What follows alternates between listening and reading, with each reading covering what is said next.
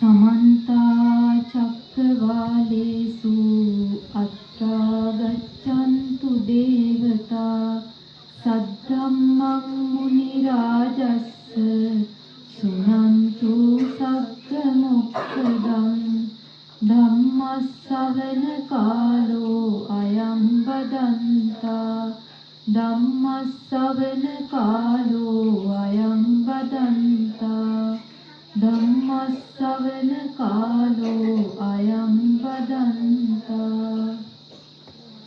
नमो तस्स भगवतो अरहतो सम्मा सम्बुද්දස්ස नमो तस्स भगवतो अरहतो सम्मा सम्बुද්දස්ස नमो तस्स भगवतो अरहतो सम्मा सम्बुද්දස්ස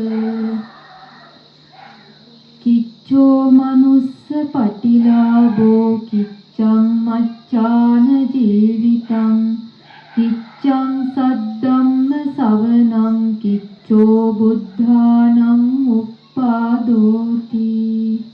පින්වතුන් සියලු දෙනාම අද වෙසක් පුර 15 පොහොය දවසේ උතුම් උපෝසත දස සීලය සමාදන් වෙලා ඉන්නේ. අද දවස ගත්තොත් වෙසක් පොහොය කියලා කියන්නේ හරියට බෞද්ධයන්ගේ ජාතික දිනය වගේ.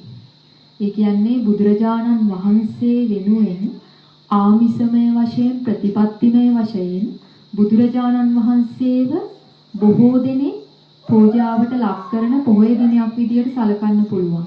මොකද විශේෂයෙන්ම බුදුරජාණන් වහන්සේගේ ඉපදීම, බුදු වීම, පිරිනිවන් පෑම කියන මෙන්න මේ බුදු තෙමගුල සිහිපත් කරන්නට තමයි අද දවස පුරාවටම උපාසක උපාසිකාවෝ සියලු දෙනාම එකතු වෙලා ඉන්නේ. දැන් බොහෝ දුරට ප්‍රතිපත්තිමය පූජාවේ යෙදෙනවට වඩා අද දවස ආමිස පූජාවන්ට තමයි බොහෝ දෙනෙක් මුල් තැන දෙන්නේ.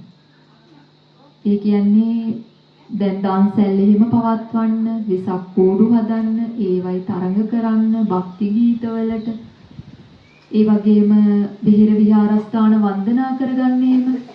ඒ කියන්නේ අද දවසේ උපෝසත සීලයක් සමාදන් වෙනවට වඩා බොහෝ දෙනා කරන්නේ ආමිසමය පූජාවන්ගේ යෙදෙන එක. පින්වත්නි, දැන් මම අද දවසේ ධර්ම දේශනාවට මාතෘකා කරගත්ත ගාථාවේ සඳහන් වෙන්නේ කිච්චෝ මනුස්ස පටිලාභෝ. ඒ කියන්නේ මේ මනුෂ්‍ය භවය දුර්ලභයි කියන එක. කිච්ඡම් මච්ඡාන ජීවිතං. ජීවිතය කියන එක පින්වත්නි ඉතින් කොහොමත් දුකයි නේද? හැබැයි අපි දන්නා අපි දුකයි කියලා නේ. ඒ වුණාට නිතරම අපි ඒ ගැන අවබෝධයෙන්ද ජීවත් වෙන්නේ. එහෙම අවබෝධයක් තියෙනවද පින්නතුන්ට? ඒ කියන්නේ ජීවිතය දුකයි කියලා ධර්මදේශනාවක් එහෙම කියලා දෙනකොට තමයි බොහෝ දිනාට ඒක මතක් වෙන්නේ නේද?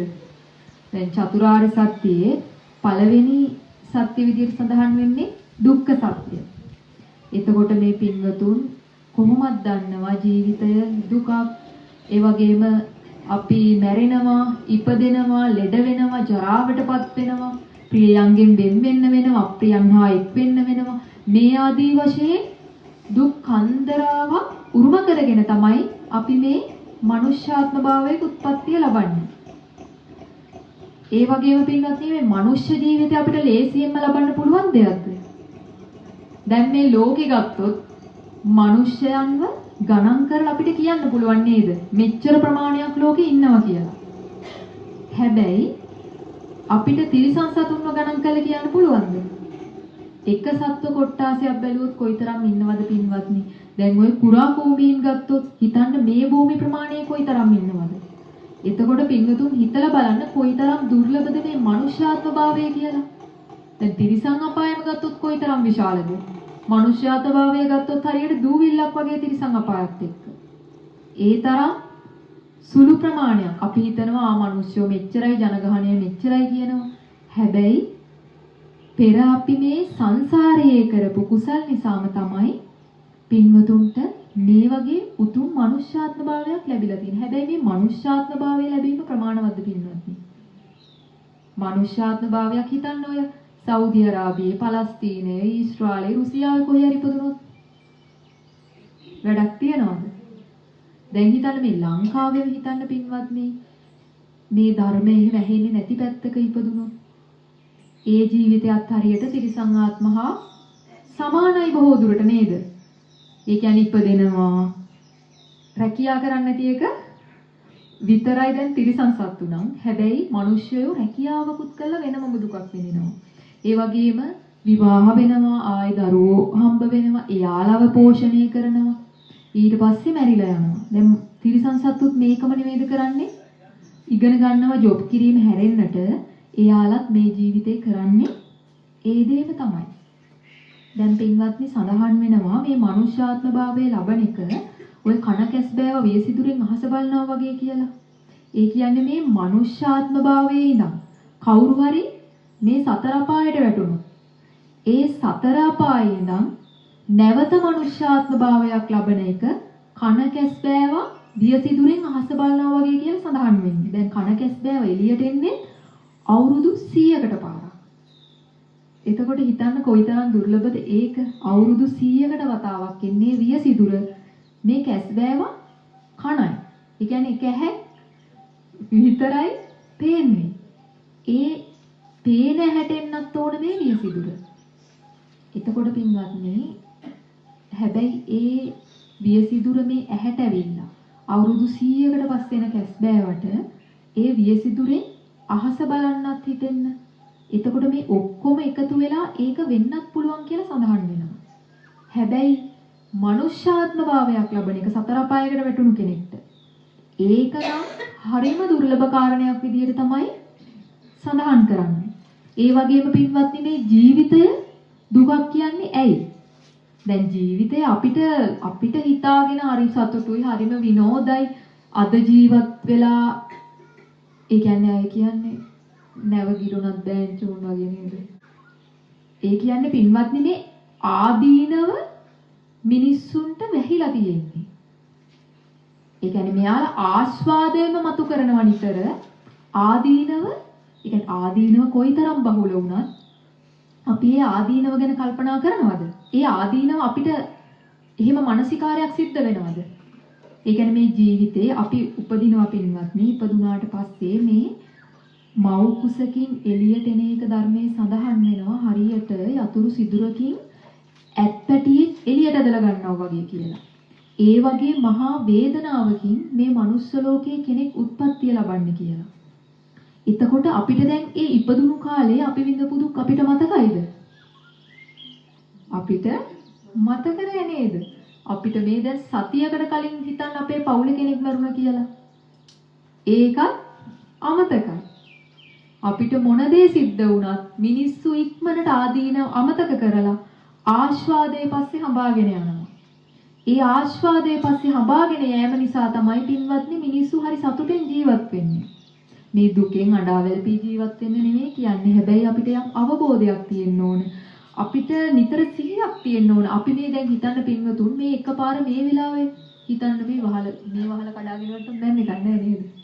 ඒ කියන්නේ හිතන්න මේ වහල කඩාගෙන වටන කියලා. ඔක්කොම ටික මෙතන මැරෙන්න වුණොත් හිතන්න පින්වතුන් හිත හදලා නැත්තම් මෙතන සිල් සමාදන් වෙලා ඉන්දියා කියලා නැහැ. මොකද ඒකාන්ත වශයෙන් සිල් සමාදන් වෙච්ච කෙනෙක් සුගතියට යනවා කියලා එකක් නැහැ. ඒකාන්ත වශයෙන් සීලය රැක්කොත් සුගතියට යනවා. හැබැයි හිතන්න මේ වෙලාවේ සීලය සමාදන් වෙලා හිටියත් කවුරු හරි ද්වේෂසිතකින් නම් රාගසිතකින් නම් ඉන්නේ. තමන්ගේ ඒ කියන්නේ සිත සම්බරභාවයක් නැතුව නම් ඉන්නේ. අපිට හිතන්න පුළුවන් ද මේ වෙලාවේ මරුණත් අපිට හොඳ ආත්ම භාවයක් ලැබෙයි නැත්නම් මැරෙන වෙලාවේ මාර්ගඵලයක් ලැබෙයි කියලා? එහෙම හිතන්න හරි අමාරුයි. මොකද පින්වත්නි මේ අවුරුදු 100කට අඩු කාලයක්. අවුරුදු 60 70ක් වගේ තමයි දැන් මිනිස්සුන්ගේ ආයුෂ. එතකොට බුදුරජාණන් වහන්සේලා ඉපදෙන්නේ නැත්තේ අවුරුදු 100ට අඩු වුණාම. දැන් බුදුරජාණන් වහන්සේ නමක් පින්වත්නි උත්පත්තිය ලබන්නේ මනුෂ්‍ය ආයුෂ ලක්ෂයක් 100ක් අතර. දැන් අපිට කිව්වොත් විහිළුවක් වගේ වෙන්න පුළුවන් සමහර අයට ලක්ෂයක් මනුෂ්‍ය ආයුෂ තියෙද කියලා නේද? හිතා ගන්නවත් බැරි වෙයි පින්නතුන්ට සමහර විට අවුරුදු 500ක් අවුරුදු 1000ක් මනුෂ්‍ය ආයුෂ තියෙන කාලවල කොහොමද කියලා. මොකද කපුසඳ කොණාගමන කාශ්‍යප කියන බුදුරජාණන් වහන්සේලා දීර්ඝායුෂ බුදුරජාණන් වහන්සේලා. අපේ ගෞතම බුදුරජාණන් වහන්සේ තමයි අල්පායුෂ බුදුරජාණන් වහන්සේ නමක් විදියට මෑත කාලයේදී සලකන්න පුළුවන් මේ මහා භද්‍ර කල්පේ. දැන් මතු සම්මා සම්බුද්ධත්වයට පත් වෙන මෛත්‍රී බෝධිසත්වයන් වහන්සේ. මෛත්‍රී බුදුරජාණන් වහන්සේ නමින් බුද්ධත්වයට පත් වෙනවා. මෛත්‍රී බුදුරජාණන් වහන්සේගේ ආයුෂ පින්වත්නි අවුරුදු 80000ක් විදියට තමයි සඳහන් වෙන්නේ. එතකොට හිතන්න දැන් මේ කාලේ වගේ නෙවෙයි පින්වත්නි ඒ කාලෙට. ආයුෂ 80000ක් කිව්වම ඒ කාලවල වලට මේ කෑම බීම ඉදුම් පිටුම් ඇඳුම් පැළඳුම් පරිසරය මේ අවට වටපිටා හැම දෙයක්ම වෙනස්. කප්රුක් පාල වෙන කාල කියලා සඳහන් වෙනවා. මොකද අසංකේයයක් ආයුෂ තියෙන කාලයක් තියෙනවා මනුෂ්‍ය ලෝකේ. ඒක තමයි වැඩිම කාලයක් විදිහට සඳහන් වෙන්නේ. අසංකේයට බිඳු කීයද? 140ක් වගේ සඳහන් 142ක් වගේ. එතකොට හිතන්න පින්වත්නි අසංකේයයක් පින්වතුන් හිතෙන්න පුළුවන් ගලේ ගැහුවොත් මැරෙන්නේ නැති වෙයි. ඒ තරම් ආයුෂ කොහොමද මිනිස්සු ජීවත් වෙන්නේ? එතකොට මේ මනුස්ස ලෝකයේ මිනිසුන්ට ඉන්න තැනක් නැති වෙයිනේ කියලා හිතෙන්න පුළුවන්. හැබැයි පින්වත්නි අවුරුදු 80000ක කාලේ වුණත් අවුරුදු 10න් මැරෙන්න බැරිද? මැරෙන්න පුළුවන්. දැන් මේ කාලවල වලදීත් ඉපදුණු ගමන් සමහර වෙලාවට ඉපදෙන්නේ මැරිලා. මේ මැරීගෙන ඉපදෙන අය ඉන්නවා. එතකොට හිතන්න දැන් පින්වතුන් අහලා ඇති ඔය ජාතක කතාවලින් බෝධිසත්වයන් වහන්සේගේ දීර්ඝායුෂ තියෙන කාලවල වල එහෙම සඳහන් වෙනවා. ඔය මන්දාතු රජතුමා එහෙම අහලා ඇති නේද? මන්දාතු කියලා රජ කෙනෙක් හිටියා. ඒ රජතුමා අවුරුදු ඒ කියන්නේ අසංකේයයක් ආයුෂ තියෙන කාලයක තමයි උත්පත්තිය ලබන්නේ. සක්විති රජ කෙනෙක්.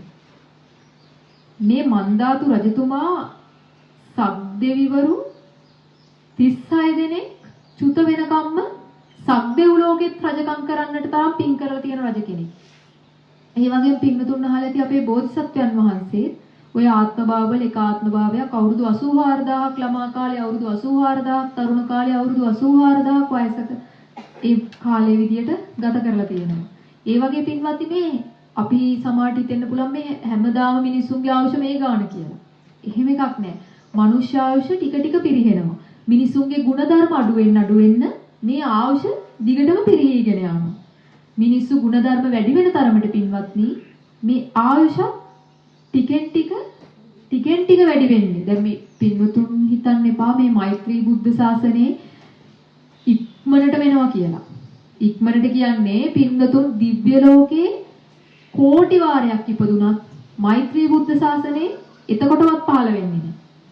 ඒ තරම් දීර්ඝ කාලයක් ගත වෙනවා මෛත්‍රී බුද්ධ ශාසනයේ පහළ වෙන්න. දැන් බලන්න පින්වත්නි මේ ආයුෂ අවුරුදු 10ට අඩු වෙගෙන ගියාම අන්තක්කල්ප විනාශයක් සිද්ධ වෙනවා. ආයුෂ මිනිස්සුන්ගේ දැන් හොඳටම අඩු වෙලා අවුරුදු 10න් පස්සේ මේ කට්ටිය ಗುಣධර්ම පිරියෙන නිසා ඒ සියලු දෙනාම තමන්ගේ අම්මද තාත්තද දූලද පුතාලද කියලා අඳුරගන්නේ නැහැ කියලා සඳහන් වෙනවා. ඒ කියන්නේ මේ හිතන්න තමන්ගේ ඉස්සරහා තමන්ගේ හොඳ මිත්‍රෙන් නම් ඉන්නේ, තමන්ගේ සහෝදරිය නම් ඉන්නේ. එයාට සිතුවිල්ලක් එනවා මනසට මම මෙයාගේ මට බෙල්ල කපන්න ඕන. එක්ක මෙයා මම මරනවා කියලා. එතකොට පින්වත්නි සිතුණු සිතුවිල්ලෙන් ඒ සිතුණු මාත්‍රයෙන් අරයවට අග්ගාලා මරලා දාන්න තරම් පිරිහීමටපත් වෙලා තියෙන මේ කාලේ. එතකොට හිතන්න දැනුත් මිනිස්සු ඕනෑ තරම් අම්මා තාත්තා මරලා පවා අනන්තරීය පාප කර්ම රැස් කරගන්න අය ඕන තරම් ඉන්නවා. හැබැයි පින්වත්නි මේ කාලෙත් ඒ කියන්නේ අර තමන්ට තමන් පාලනය කරගන්න බැරි ගතියක් තියෙනවා. හැබැයි අවුරුදු 10ට අඩු වෙන කාලෙට ඒක ඉතාම තීව්‍ර විදියට වැඩි වෙනවා. පුදුමාකාර විදියට ඒ කාලෙ වෙද්දි මිනිසුන්ගේ සිත් හරිම දූෂණය වෙලා තියෙන්නේ. එතකොට ඒ කාලෙදි බොහොම පින් තියෙන අය විතරක් පින් තියෙන කිහිප දෙනෙක් විතරක් ඉතුරු වෙනවා. ඒ ඉතුරු වෙන කට්ටියට පින්වත්නි දැන් දෙවියෝ පෙනී හිටලා ඒ කාලෙට දෙවිවරු පල්ලෙහාට ඇවිල්ලා දෙවිවරු පෙනී ඉඳලා කියනවා මේ විනාශය ගැන. ආයුධ වර්ෂාවක් වහින්න පුළුවන් සමහර විට මහා සුලිසුලඟක් එන්න පුළුවන් මේ වගේ විනාශයකින් ඔක්කොම මැරෙනවා. එතකොට මේ ඉතුරු වෙන කීප දෙනා මේ විනාශය දැකලා මේ ලේ ගලලා හැමතැනම මේක දැකලා බියපත් වෙලා මේ අය එකින් එක ಗುಣධර්ම පුරන්න පුරුදු වෙනවා. ඒ කියන්නේ අපි ඔක්කොම සත්තු මරන්නේ නැතුව ඉමු වගේ අන්න ඒ වගේ එකඟතාවයකට ඇවිල්ලා මේ කට්ටිය එකින් එක පාර නෙවෙයි එකින් එක ಗುಣධර්ම වඩනවා. එතකොට පින්වත්නි ටික ටික ආයුෂ 10 අවුරුදු 20 දක්වා වැඩි වෙනවා. ඔය 20යි 30 40 100 500 1000 මෙහෙම වැඩි වෙගෙන යනවා. හැබැයි පින්වතුන් හිතනවද මේ අද අවුරුදු 10ට අඩු වෙලා තියෙන එක හෙට වෙද්දී අවුරුදු 20ට වැඩි වෙනවද? කොයිතරම් කාලයක් ගත වෙනවද? එතකොට හිතන්න පින්වත්නි අවුරුදු 20 ඉඳන් දැන් බුදුරජාණන් වහන්සේ පහළ වෙන කාලේ මිනිස්සුන්ගේ පරමායුෂ සඳහන් වුණේ අවුරුදු 100ක් 120ක් වගේ. දැන් වෙනකොට ඒක භාගයක්ම අඩු වෙලා 2500ක් ගියාම භාගයක් අඩු වෙලා වගේ. එතකොට තව 2500ක් ගියාම තමයි 10ට වඩා 10කට අඩු වෙන්නේ. එතකොට හිතන්න පින්වත්නි මේ අවුරුදු 100ක් පිරිහිලා තියෙනවා අවුරුදු 5000ක වගේ කාලෙක 100ක් පිරිහෙනවා වගේ අනුමානයෙන් බැලුවොත් එතකොට හිතන්න අවුරුදු 5000ක් විතර යනවා නම් 100ක් වෙන්න පින්වත්නි අවුරුදු කොයිතරම් යයිද කියන්නේ අසංඛ්‍යයක් දක්වා වැඩි වෙන්නේ. එතකොට ඒකත් අවුරුදු 80000ට අඩු වෙන්නත් ඕන. අවුරුදු 80000 කියන්නේ කොයිතරම් ගැප් එකක්ද අසංඛ්‍යයි නම් බැලුවම. එතකොට පින්වත්නි 80000ට අඩු වෙන්න 80000ට අඩු වෙනකොට තමයි මේ මෛත්‍රී බුදුරජාණන් වහන්සේ මේ ලෝකෙ පහළ වෙන්නේ. එතකොට බොහෝ පින්නතුන් කරන්නේ මේ ගෞතම බුද්ධ ශාසනයේ තියෙද්දි නිර්මල බුදුදහමත් තාම පවතිද්දී මෛත්‍රී බුදුන් දැක නිවන් දකින්න බොහෝ අය ප්‍රාර්ථනා කරනවා. ඇයි මේ බුද්ධ ශාසනය නිවන් දකින්න බැරිද? පුළුවන්. දැන් මේ බුද්ධ ශාසනයේ තමන් උත්සාහවත් වෙලා නිවන් දකින්නට බැරි නම් මෛත්‍රී බුද්ධ ශාසනයේ පින්නතුන් නිවන් දකි කියලා හිතනවද? සමහර විට ඔය ප්‍රාර්ථනා කරන් විශේෂයෙන්ම යන අය ඉන්න පුළුවන්. හැබැයි හැම කෙනෙක්ම අර ලේසියට පහසුවට වගේ අනේ මම මෛත්‍රී බුද්ධ ශාසනයෙම නිවන් දකින්නවා කියලා හිටියොත් ඒක සිද්ධ වෙනවද? බුදුරජාණන් වහන්සේ දේශනා කළ තියෙන නිසා පින්වත්නි තුම්හි කිච්ඡං ආතප්පං අක්ඛාතාරෝ තථාගතා කියලා. ඒ කියන්නේ බුදුරජාණන් වහන්සේට පුළුවන් මඟ පෙන්වන්නට විතරයි. බලෙන් නිර්වාණය දක්වා එක්කගෙන යන්න බෑ පින්වත්නි. බුදුරජාණන් වහන්සේ මඟ පෙන්වනවා අපි තමයි වීරිය කරන්නට ඕන. ඒ වගේම මනුෂ්‍යාත්ම භාවය දුර්ලභයි වගේම පින්වත්නි මේ ජීවිතේ ඇයි අපි දුකක් කියන්නේ? පින්නතුන් කොයිතරම් මහන්සි වෙනවද මේ ජීවිතේ ජීවත් වෙන්න? රැකියා කරනවා, තමන්ගේ දරුවෝ හදාගන්න කොයිතරම් මහන්සි වෙනවද? අපි කැමති විදියට හැමදේම සිද්ධ වෙනවද? පින්නතුන්ට සතුටු වෙන්න පුළුවන්ද තමන්ගේ ජීවිතය ගැන? හැම අවුරුද්දක් ගැනම සතුටු වෙන්න පුළුවන්ද? බෑ නේද? ඒ කියන්නේ හැම කාලෙම මොකද කරන්නේ අපි? දවසක් ගත්තත් සම්පූර්ණයෙන් සතුට විතරක් පිරුණු දවසක් තියනවද ජීවිත කාලේ? ඒ කියන්නේ පින්වත් ඉපදුණු දවසේ ඉඳන්ම අපි මේ සතුට දුක ඒ දෙක අතර දෝලණය වෙවි තමයි ජීවත් වෙන්නේ. ඇයි මේ ජීවිතේ දුකක් කියන්නේ? පින්නතුන් කොයිතරම් මහන්සි වුණත් මොකක්ද අන්තිමට ලැබෙන්නේ? අන්තිමට දුකක්. අන්තිමට පින්වත්නි මේ සියල්ලම දාලා යන්න වෙනවා. ඇත්තනේ සබ්බම් පහය ගමනියන් කියලා ඔය සඳහන් වෙන්නේ පින්වත්නි අපි මේ කිසිම දෙයක් තමන්ගේ දරුවෙක් තමන් මහන්සි වෙලා හදන ගෙදර තමන් මහන්සි වෙලා ගන්න වාහනය එතකොට තමන් ලස්සනට මල් පාත්තියේම හදලා ගෙවත්ත ලස්සන කරගෙන තියාගෙන ඉන්නවා ගෙනියන්න පුළුවන්ද? බැහැ ගෙනියන්න. තමන් කොයිතරම් ඉගෙන ගත්තත් සර්ටිෆිකට් කන්දක් ගොඩ ගහගත්තත් තමන් කොයිතරම් ඩිග්‍රී ගත්තත් ඒ දේවල් පින්වත්නි අන්තිමට වැඩක් තියනවද? ඉන්න කාලේ ඉගෙනගෙන රස්සාවක් කරන් ජීවත් වෙලා හොඳට ඉන්න ඕන. හැබැයි බොහෝ දෙනා මේ ලැබිච්ච මනුෂ්‍ය ජීවිතේ පැරණි තමන් පෙර කරපු පුණ්‍ය ස්කන්ධය ගෙවගෙවා ඉන්න එක විතරයි කරන්නේ බොහෝ දෙනෙක්. අපි කොයිතරම් පින් කරත් පින්වත්නි අපි නැවත පින් කරන්නේ නැත්තම් මොකද වෙන්නේ? අපි භාවනා කරලා මම මේ ආත්ම භාවයේම සෝවාන් වෙනවා. මේ ආත්ම භාවයෙන් මම රහත් වෙනවා කියලා ඉන්න අය ඉන්නවනම් ප්‍රශ්නයක් නැහැ. එයාලා උත්සාහ කරනවනේ. හැබැයි එහෙමවත් උත්සාහ කරන්නේ නැති අය පින්වත්නි මරුණට පස්සේ කොහෙද යන්නේ? දැන් සුගතියට මං අනිවාර්යයෙන්ම යනවා. මං අනිවාර්යෙන් සෝවාන් ඵලයටපත් වෙනවා කියලා හිතන අය මෙතන ඉන්නවද? එක්කෙනෙක් ඉන්නවනම් අත උස්සන්න මං සෝවාන් වෙනවා කොහොම හරි මේ ආත්ම භාවය කියලා. ඉන්නවද? ඉදියට මදි හැබැයි එයා උත්සාහ කරන කෙනෙක් වෙන්න ඕනේ. ඉන්නවද කවුරු එක්ක එහෙම මහන්සි වෙලා භාවනා කරගෙන යනවා මං කොහොම හරි සෝවාන් වෙනවා? ඒ කියන්නේ පින්වත්නි උත්සාහය කියන එක වීරිය Taman තුල තියෙනවා නම් අපිට ආරම්භ කරන්නට අපිට වීරිය තියෙනවා. හැබැයි පවත්වාගෙන යන්න අපිට වීරියක් තියනවද? දැන් හිතන්න අපි එක්සෑම් එකකට පාඩම් කරනවා. අපි කාලසටහනක් හදාගන්න වීරිය තියෙනවා. ඒක පිටියක් ගහලා ලස්සනට තියාගෙන ඉන්නවා. හැබැයි වැඩ කරන්නේ Tamanට ඕන විදියට. ඒ වගේ තමයි පින්වත්නි භාවනාවකුත් ගන්න යනවා ගුරුවරයෙක් ළඟට. ඒ දේශනාවකුත් අහලා පියවරත් ඔක්කොම ආගෙන ගෙදර ඇවිල්ලා භාවනාත් කරනවා. ඊළඟ දවසේ ඉඳන් මතක නැහැ. එක්ක භාවනා කරන්නේ නැහැ. මේ ආරම්භක ධාතුව විතරක් තිබිලා පුළුවන් ද අපිට නිවන් දකින්න? ඒ වගේම පින්වත්නි නික්කම ධාතුව ඒක පවත්වාගෙන යන්න පුළුවන් වෙන්න ඕන. ඒ කියන්නේ අවසානයක් තියෙන්නත් ඕන. එහෙම නැත්නම් පින්වත්නි අපිට බුදුරජාණන් වහන්සේලා අසංඛ්‍ය ගාණක් හම්බුණත් අපි ඒ සසරේ නිවන් දකීවා කිය පත විතරක් ඉඳී නේද? ඒ නිසා දැන් මේ ජීවිතය දුර්ලභයි. ඒ කියන්නේ මේ මනුෂ්‍ය ජීවිතය දුර්ලභයි. ඒ වගේම මේ ජීවිතය දුකක්. දුකක් කියලා අපි දුකයි කියලා ඉන්න නෙවෙයි මේ කියන්නේ පින්වතුන්ට ඒක අවබෝධයක් තියෙන්න ඕන. අපි කොච්චර මහන්සි වුණත් අපි පින්වත්ටි කොයිතරම් ආත්මවා උපදින්නේ නැද්ද? ඇත්තටම හොඳයි නේද අපිට මතක නැති එක ඒවා. දැන් මතක් වුණා නම් මොකද? මතක් වුණා නම් අංගොඩ තමයි නතර වෙන්නේ. මොකද මතක් වුණා නම් පින්වතුන් කල්පනා කරලා බලයි එහෙන් පෙර ආත්ම භාව සිවුණු දෙයියනේ මම මේ ආත්මෙත් මෙහෙම ඉපදිලා මෙහෙම වෙහෙස වෙලා ඉගෙනගෙන ඉස්කෝලේ ගිහිල්ලා විවාහ වෙලා මැරිලා ගිහිල්ලානේ. මේ මම ඊට කලින් ආත්මෙත් ඒකමනේ කරලා තියෙන්නේ. ඊට කලිනුත් ඒකමනේ කියලා එකම දේ තමයි සංසාරයේ පින්වතුන් කර ඇවිල්ලා තියෙන්නේ. හැබැයි දැන් මනුෂ්‍යාත්මාවේ නොවුනොත් තමයි ඊට වඩා ලේසි. මොකද තිරිසන් ආත්මාව ඉගෙන ගන්න දේවල් නැහැනේ. කෑමක් කොහෙන් හරි හොයා පින්නතුන් හිතනවාද මේ මිනිස්සුયો වගේ එයාලට තමන් කැමති දේවල් හම්බ වෙනවා කියලා. දැන් මනුෂ්‍යාත්ම භාවයක නම් සාමාන්‍යයෙන් තමන්ට කඩේට ගිහිල්ලා හරි ගන්න පුළුවන්. තමන් හොඳට ඉගෙනගෙන රස්සාවක් කරනවා නම් තමන්ට කැමති දේවල් යම් තරමකින් උපය ගන්න එහෙම කැමති විදිහට ජීවත් වෙන්න පුළුවන්.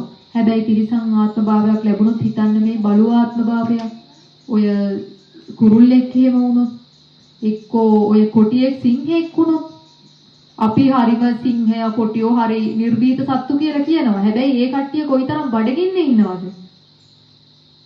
ඒ වගේ ආත්ම භාවයක් ලැබුණොත් පින්වත්නි තමන්ගේ පෙර කරපු අකුසල් පරිසම්දෙනව වැඩි ඒ වගේ ආත්ම භාවවල. දැන් මනුෂ්‍යාත්ම භාවයක පින්වත්නි දැන් අපිට සතර අපායේ ගිහිල්ලා දුක් විඳින්න කර්ම ගොඩක් රැස් වෙලා තියෙනවා. අපිට තිරිසන් ආත්ම භාවයක විඳින්නත් කර්ම ගොඩක් රැස් වෙලා තියෙනවා මේ වෙනකොට. හැබැයි අපි මනුෂ්‍යාත්ම භාවයක් ලබලා තියෙන නිසා ඒ කර්ම පරිසම් දෙන්නේ නැහැ අපිට. මොකද මේ පරිසම් දෙන භූමියක නෙවෙයි අපි ඉන්නේ. හැබැයි අපිට බැරි වෙලාවත් අපේ මරණය සිද්ධ වෙලා සතර පායකට ගියොත් අපිට පින්වත්නි පින්නතුන් හිතන්න එපා ලේසියකට ගොඩ එන්න පුළුවන් කියලා. බුද්ධ කියන වචනයවත් අහන්න ලැබෙන්නේ නැහැ පින්වත්නි ලේසියකට. ඒ තරම් දුර්ලභයි. දැන් කිච්ඡං සද්ධම්ම සවණං සද්ධර්ම ශ්‍රවණය දුර්ලභයි. හිතන්න පින්වත්නි අපි කොයිතරම් ධර්ම ශ්‍රවණය කරාට සම්පූර්ණයෙන් අවධානය දීගෙන අහන දේශනා තියෙනවද? සම්පූර්ණයෙන්ම පින්නතුන් සද්ධර්ම ශ්‍රවණය කියලා තමන්ගේ ගෙදර වැඩපල කර ඒක ඇහුවොත් සම්පූර්ණයෙන් අහන්න පුළුවන්ද? ඒක ගැන අවබෝධයක් සම්පූර්ණ වෙනවද නැහැ. අතරින් පතරින් ඇහෙන්නේ. ඒක හරිම දුර්ලභයි. ඒක සිත එකඟ කරගෙන අහන්න හැම කෙනෙක්ටම බෑ. ඒ වගේම මේ ධර්ම ශ්‍රවණය අහන්න ලැබෙන්නේ නැහැ පින්වත්නි. පින්වතුන් හිතුවට මේක හරි ලේසි මේ තරම් අහන්න ලැබෙනවා කියලා. අබුද්ධෝත්පාද කාලවල බලන්න ඕන. අපිට එතකොට මේ දේවල් ගැන අහන්නවත් අවබෝධයක්වත් නැහැ. එතකොට සද්ධර්ම ශ්‍රවණය කියන්නේ මොකක්ද කියලාවත් අපි දන්නේ නැහැ. හරිම දුෂ්කර විදියට පින්වත්නි අකුසල් පුරව තමයි ඒ ආත්මභාවයන් අපිට ගෙවන්න වෙන්නේ. දහම්සොන ජාතකය අහලා ඇති පින්නතුන්. දහම්සොන ජාතකයේ බෝධිසත්වයන් වහන්සේ බණපදයක් අහන්න. තමන්ගේ රාජ්‍යත හැර දාලා යනවා. යක්ෂයෙක්ගේ කටට පනිනවා බණපදයක් අහන්න. කොයිතරම් දුර්ලභයිද අබුද්ධෝත්පාද කාලයක්. සග්දේවිදු තමයි වෙස්වලාගෙන එන්නේ මේ රජතුමා දැන් මෙච්චර වෙහෙසෙන බව දැනගෙන. අඬ පෙරක් ගහලා යවනවා හැමතැනටම. මෙච්චර වස්තුව දෙන්නම් මෙච්චර ධනෙ දෙන්නම් බණපදයක් දන්න කෙනෙක් ඉන්නවනම් එන්න කියලා. කවුරු එක්ක එන්නේ නැහැ. සක්දෙවිඳු තමයි මේක දැනගෙන මේ රජතුමා දැන් රාජ්‍යත් අතහැරලා බණපදයක් අහන්න යනකොට සක්දෙවිඳු දැන් මේ ඇත්තටමද මේක කියලා ওই බෝධිසත්වයන් වහන්සේලා පින්වත්නි පෙරම් පුරනකොට බොහෝ විට සක්දෙවිඳුන් වහන්සේ උපකාර කර බව සඳහන් වෙනවා. ওই മന്ത്രി දේවී එහෙම දන් දෙන වෙලාවේ සක්දෙවිඳු තමයි වෙස්වලාගෙන ඇවිල්ලා දේවියව ගන්නෙ.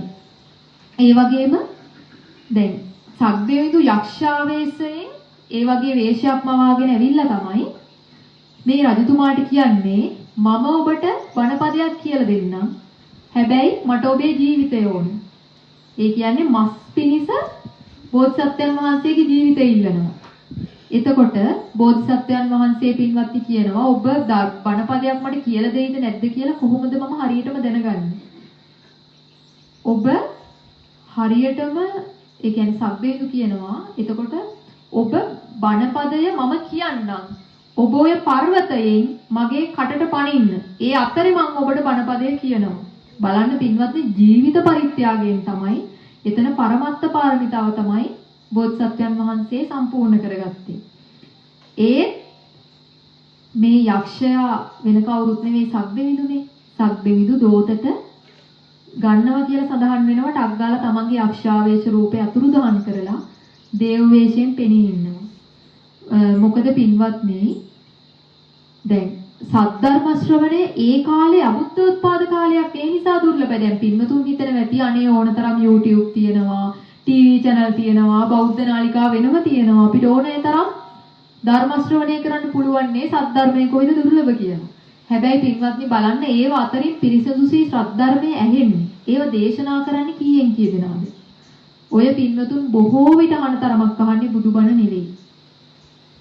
දැන් අධර්ම මත එහෙම හැමතැනම වැහි වෙලා.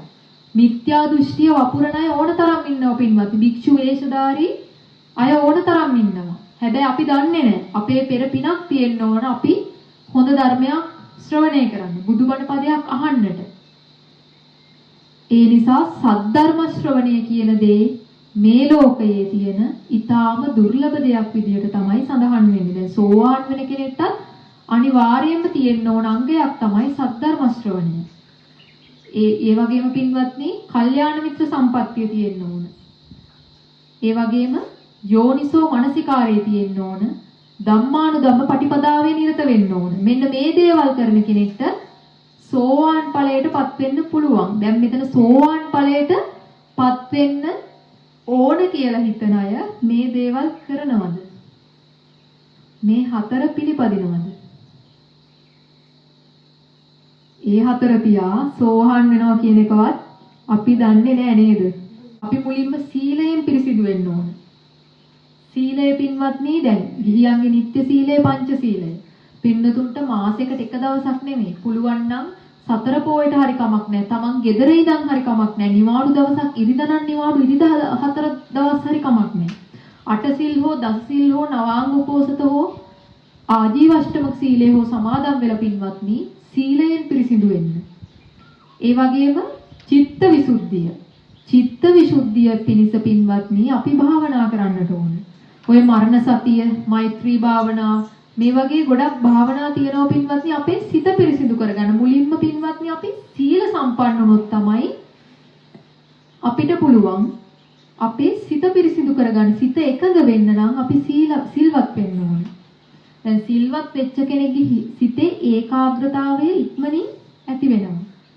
සීලය මෙනෙහි කරලා, සීලේ මනසිකාරය කරලා, ඒ කියන්නේ ප්‍රතිවේක්ෂා කරලා අපිට පුළුවන් භාවනා කරන්න. එතකොට තමන්ගේ සිත පිරිසිදු වෙනවා. එතකොට මේ දැන් අපි ඇස් වහගත්තු ගමන් අපේ හිත අර අඳුරු ස්වභාවයක් තමයි තියෙන්නේ. ඒ ඇයි ඒ? සිතේ කෙලෙස් වැඩි නිසා. කුසල් වැඩි වෙලාද නැහැනේ? කෙලෙස් එහෙම වැඩි පින්වත්. ඔය රාග, ద్వේෂ, මෝහ මේ අකුසල මූල ධර්මත් එක්කම ඔය ඉරිසියාව, මසුරුකම, ලෝභකම මේ වගේ ගොඩාක් අකුසල් අපේ සිතේ තියෙන අපිට අඳුර ගන්නවත් බැහැ. හැබැයි යම් කෙනෙක්ට පින්වත් ඔය භාවනා කරනවා නම් ඒ දේවල් ටික ටික තියුණු වෙලා Tamanට දැනෙන්න ගන්නවා. දැන් මෛත්‍රී භාවනාව කරන කෙනෙක්ට Tamanට ද්වේෂයක් එනකොටම ඉක්මනට Tamanගේ මනසට ඒක දැනෙනවා. ඒ වගේම තමයි කිච්ඡං සවණං කිච්චෝ බුද්ධාණං උප්පාදෝ. මේ බුදුරජාණන් වහන්සේලාගේ උප්පත්තිය හරිම දුර්ලභයි. කොයිතරම් දුර්ලභද කියනවා නම් පින්වත්නි අසංකේය ගණන් බුදුරජාණන් වහන්සේලා නැති කාලවල තියෙනවා. දැන් අපි කොයිතරම් වාසනාවන්තද කියලා පින්වතුන් හිතලා බලන්න. අපි මහා භද්‍ර කල්පයක ඉපදිලා ඉන්නේ. මේ භද්‍ර කල්පයක ඉපදුනා කියලා අපි මේ භද්‍ර කල්පයේ බුදුරජාණන් වහන්සේලා සිව්නමම දැකලා තියෙනවද? අපි දන්නේ නැහැ. හැබැයි මේ කල්පය මහා වාසනාවන්ත කල්පයක්. හැබැයි ඒ කල්පයේ අපිට උත්පත්තිය ලබන්න පුළුවන් නම් මිනිසෙක් විදියට බුදුබණ අහන්න පුළුවන් නම් අපි සම්මා දිට්ඨියටපත් වෙන්න පුළුවන් නම් පින්වත්නි, ඒ කියන්නේ මිත්‍යා දෘෂ්ටියේ ඉන්න කෙනෙක්ට මනුෂ්‍යාත්ම භාවයක් ලැබුණත් බොහෝ විට යාගේ ජීවිතය අපරාධේ නිස්කාරණේ ගෙවිලා යනවා. හැබැයි අපිට පුළුවන් නම් පින්වත්නි මේ දුර්ලභකම, ඒ කියන්නේ පින්වතුන්ට අනුමාන කළවත් හිතා ගන්න බැරුව ඇත් සමහර විට මේ බුදුරජාණන් වහන්සේලාගේ උප්පත්තිය කොයිතරම් දුර්ලභද කියලා. ඒ කියන්නේ අපිට මේ අගයක් නැහැ සමහර විට. දැන් පින්වතුන්ට විහාරස්ථානයක් ළඟ තියෙනවා. පින්වතුන්ට දන් දෙන්න අවස්ථාව තියෙනවා. ධාතුන් වහන්සේලා වැඩ ඉන්නවා. පින්වතුන්ට භාවනා කරන්න කියලා දීලා තියෙනවා. ඒ වගේම සීලය රකින්න පින්වතුන් සිල් රකින්න පොයේ දවසටත් එනවා. එතකොට තව තැන්වලට, ඒ කියන්නේ අපිට රුවන්වැලි සෑයට, දලදා මාලිගාවට, සෝමාවතී චෛත්‍යරාජානන් වහන්සේට මේ වගේ ඔය 12 මස්ථාන තියෙනවා. මුළු ශ්‍රී ලංකා ද්වීපයම ධාතු මන්දිරයක් වගේ. ඒ කියන්නේ හැමතැනම ධාතුන් වහන්සේලා වැඩ ඉන්නවා. පින්වතුන්ට ඕනේ තරම් කුසල් කරගන්න අවස්ථාව තියෙනවා. භාවනා කරනවා නම් ඕන තරම් තැන් තියෙනවා.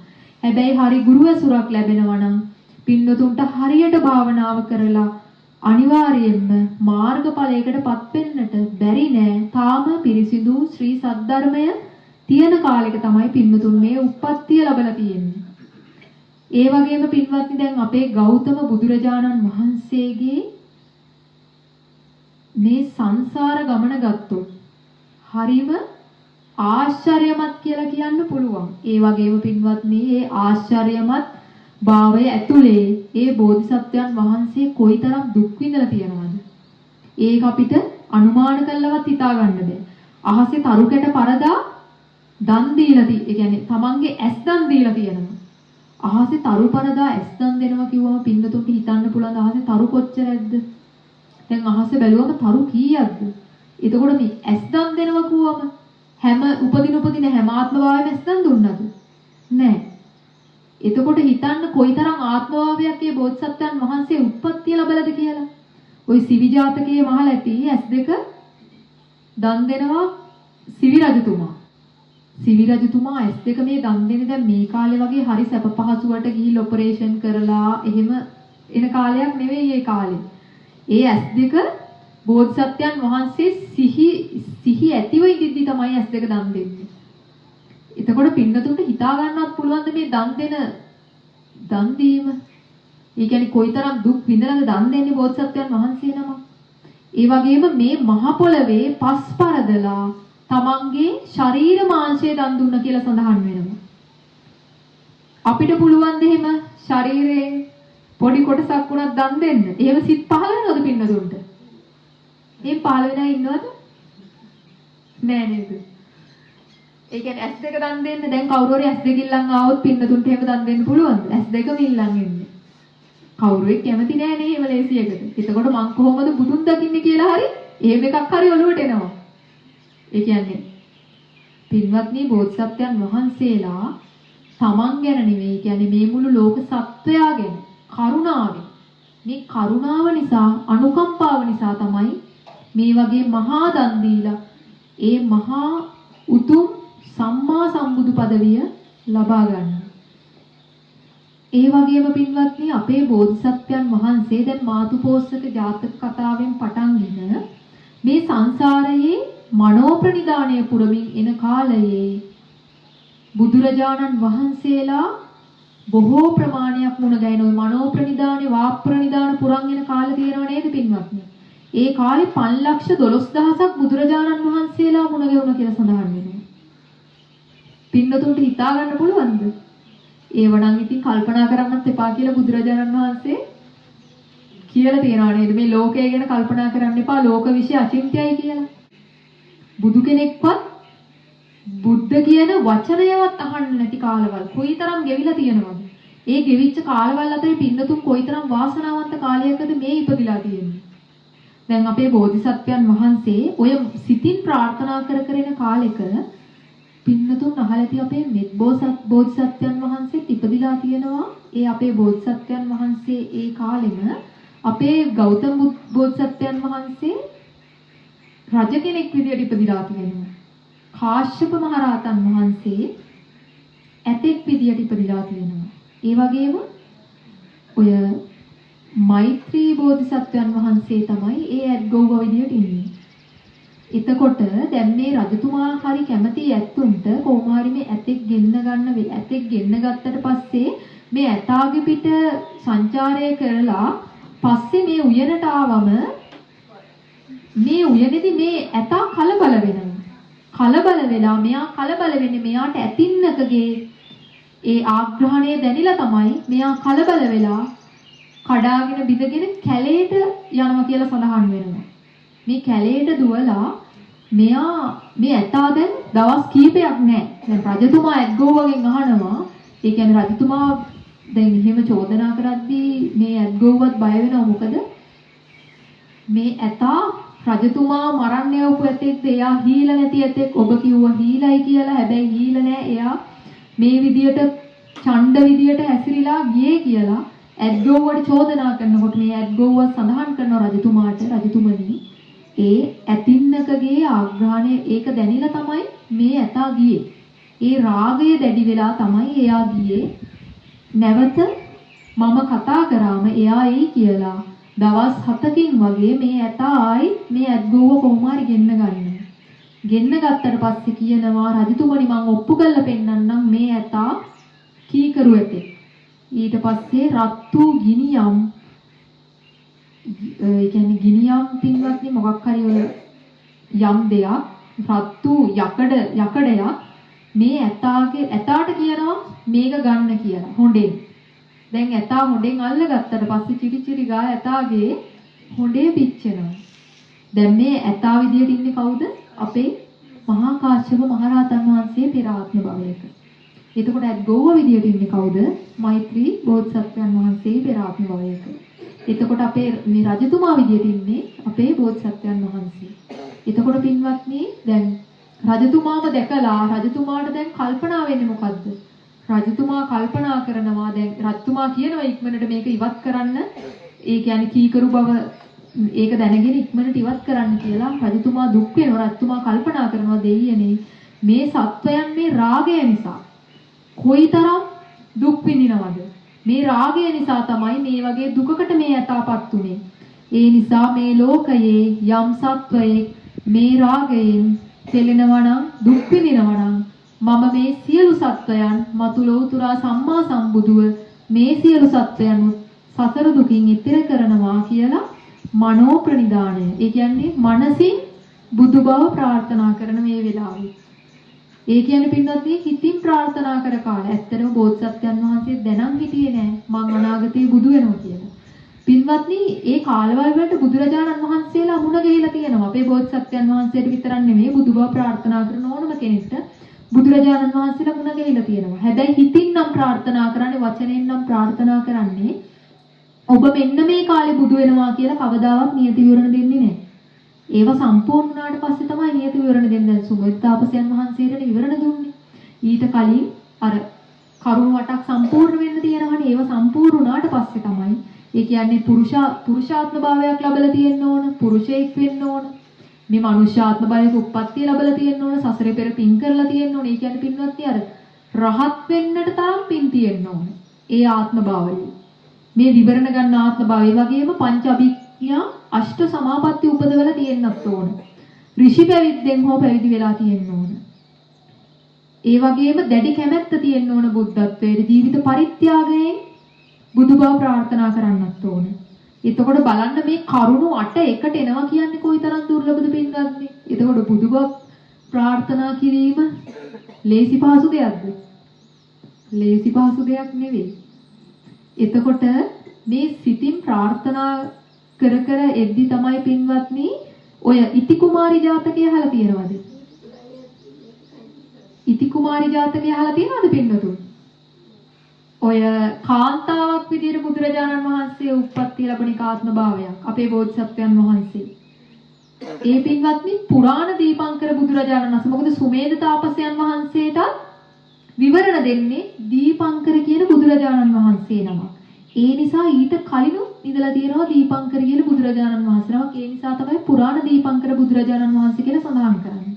ඔය පුරාණ දීපංකර බුදුරජාණන් වහන්සේගේ කාලයේ තවත් බෝධිසත්වයන් වහන්සේ නමක් ඉඳලා පුරාණ දීපංකර බුදුරජාණන් වහන්සේගේ බුද්ධ ශාසනයේ පැවිදි භාවයට පත් වෙනවා. මේ පැවිදි භාවයට පත් වෙන බෝධිසත්වයන් වහන්සේගේ දැන් මේ බුදුරජාණන් වහන්සේගේ ඥාති සහෝදරියක් විදියට තමයි මේ ඉති කුමාරී ඒ කාලයේ උත්පත්ති ලැබලා තියෙන්නේ. ඒ නිසා දැන් මේ රහතන් වහන්සේ, ඒ කියන්නේ මේ රහතන් වහන්සේ නෙමෙයි මේ භික්ෂුන් වහන්සේ ඉන්නවනේ. ඔය දීපංකර බුදුරජාණන් වහන්සේ ළඟ පැවිදි වෙච්ච ඒ බුදුරජාණන් වහන්සේ ළඟ පැවිදි වෙච්ච භික්ෂූන් වහන්සේට මේ ඉති කුමාරී අබතෙල් පූජාවක් කරනවා. අබතෙල් පූජා කරනවා බුදුරජාණන් වහන්සේ සිහිපත් කරලා පූජා කරන්නේ.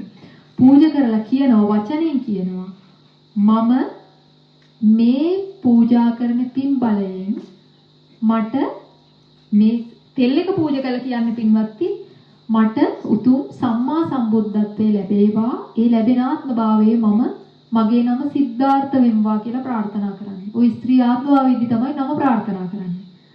ලෝකයට අර්ථයක් සිද්ධ කරන්නා කියලා කොණ්ඩඤ්ඤ තාපසතුමා කියන්නේ ඒකාන්තයෙන් බුද්ධත්වයට පත් වෙනවා කියන නම් තබන උත්සවයේදී. එතකොට ඔය නම තබනවනේ පින්නත් සිද්ධාර්ථ කියලා බලන්න කොයිතරම් ඈත අතීතයේදී ප්‍රාර්ථනාව කරේ. ඒ වගේම දැන් ওই ප්‍රාර්ථනාව කරාට පස්සේ බෝධිසත්වයන් වහන්සේ දැන් ඔය බෝධිසත්වයන් වහන්සේ නමක් නේ ওই භික්ෂුන් වහන්සේ පැවිදි වුණේ. ඒ භික්ෂුන් වහන්සේ තමයි පින්වත්නි අනාගතයේ සුමේද තාපසතුමාට විවරණ දෙන දීපංකර බුදුරජාණන් වහන්සේ නමින් උපදින්න ඉන්න බෝධිසත්වයන් වහන්සේ. ඒ බෝධිසත්වයන් වහන්සේ තමයි දැන් ওই පුරාණ දීපංකර බුදුරජාණන් වහන්සේ ළඟ තිබු භික්ෂුව තමයි අනාගතයේදී ඉති කුමාරිට විවරණ දෙන්නේ.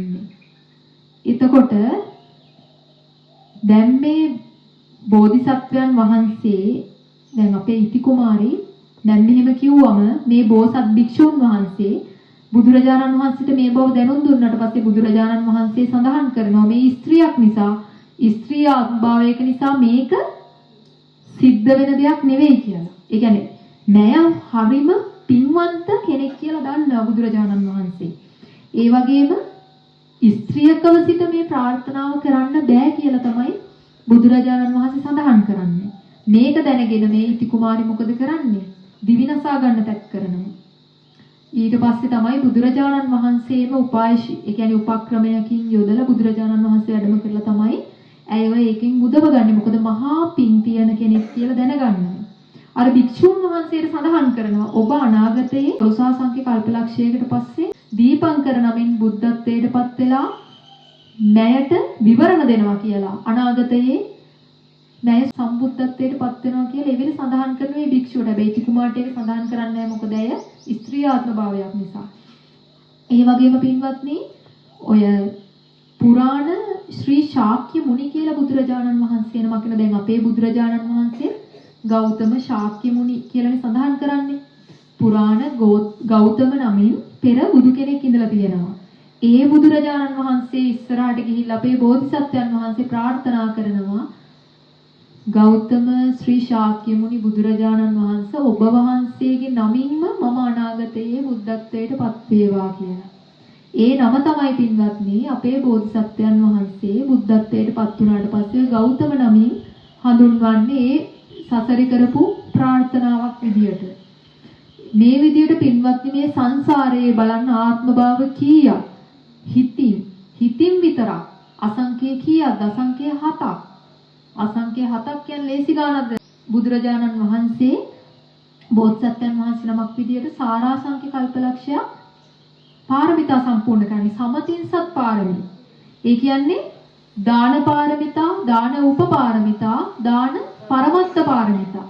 සීල පාරමිතා, සීල උපපාරමිතා, සීල පරමත්ත පාරමිතා මේ විදිහට දාන සීල නික්කම්ම පඤ්ඤා වීරිය කාන්ති සච්ච අදිඨාන මෙත්තා උපේක්ඛා කියන මෙන්න මේ දස පාරමිතා සමතින්සත් පාරමිතා කියන්නේ ඒ පාරමිතාව උපපාරමී සහ පරමත්ත පාරමී වශයෙන් උත් සම්පූර්ණ කරාම ඔක්කොම 30ක් විදියට පාරමිතා පූර්ණේ කරන් එනවා. සමහර ආත්ම භාව තියෙනවා දන් දෙන්නම උපදින ආත්ම භාව.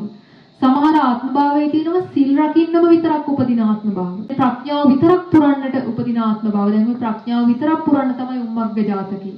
උම්මග්ග මහ ඖෂධ කුමාරය විදිහට උප්පත්තිය ලබන්නේ. ශාන්තිවාදී ජාතකය අහලා ඇති නේද? ඒ කියන්නේ ශාන්තිය පින්වත් මේ ඉවසීම පුරුදු කරපු ආත්ම භාවයක්. ඔය දේවදත්ත ස්වාමින් වහන්සේ තමයි පෙර ආත්ම භාවයක රජ කෙනෙක් වෙලා ඉපදිලා මේ ශාන්තිවාදී තාපසතුමා ළඟ තමන්ගේ බිරින්දෑවරු ගිහිල්ලා ධර්ම ශ්‍රවණය කරන වහලා ඒකට කේන්ති අරගෙන ඒ කලාබු රජතුමා බෝධිසත්වයන් වහන්සේ ළඟට ගිහිල්ලා පින්වත්නි අහනවා. ඒ කියන්නේ විස්තර අහනකොට කියනවා මම ශාන්තිය පුරුදු කරන කෙනෙක්. ඔබේ ශාන්තිය මම තව ටිකකින් පෙන්වන්නම් කියලා මේ රජතුමා කරන්නේ මේ බෝධිසත්වයන් වහන්සේගේ කන් දෙක කපනවා. ඊට පස්සේ නාහේ කපනවා. අත් දෙක කපනවා. පියවරෙන් පියවර. ඊට පස්සේ කකුල් දෙක කපනවා. මේ විදිහට පින්වත්නි සම්පූර්ණයෙන්ම ශරීරයේ අර අත් කකුල් කපලා මේ ටික විතරක් ඉතුරු වෙන්න සම්පූර්ණයෙන්ම ඒ කියන්නේ වද හිංසා පමුණුවලා එවෙලෙම පින්වත්නි මේ කලාබු රජතුමා පොළව යටින් ගිනිදල් මතු වෙලා අවීචයට අදගෙන යනවා.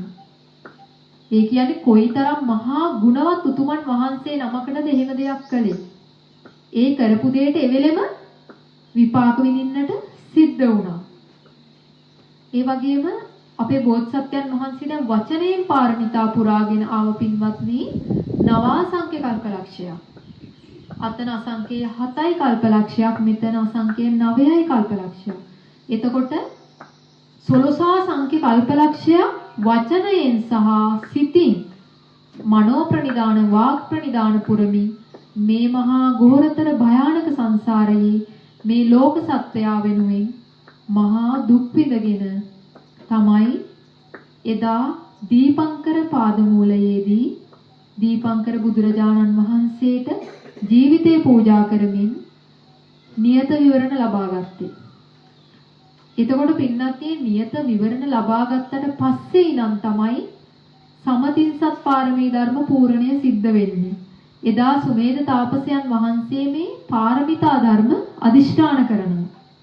පාරමිතා ධර්ම පින්වත්නි එකින් එක මේ බුදුරජාණන් වහන්සේලා පෙර මේ බෝධිසත්වයන් වහන්සේලා කොහොමද මේ පාරමිතා ප්‍රාර්ථනා කරේ කියලා කොහොමද පාරමිතා පිරුවේ කියලා ආවර්ජනා කරලා එකින් එකට මම දාන පාරමිතාව මේ ආකාරයෙන් පූර්ණේ කරනවා කියලා පාරමිතා 10ම අදිෂ්ඨාන කරනකොට ඒ අදිෂ්ඨාන කරන හැම වතාවකම මේ මහා හිත්පිට නැති මහා පොළව කම්පා වුණා කියලා සඳහන් වෙනවා.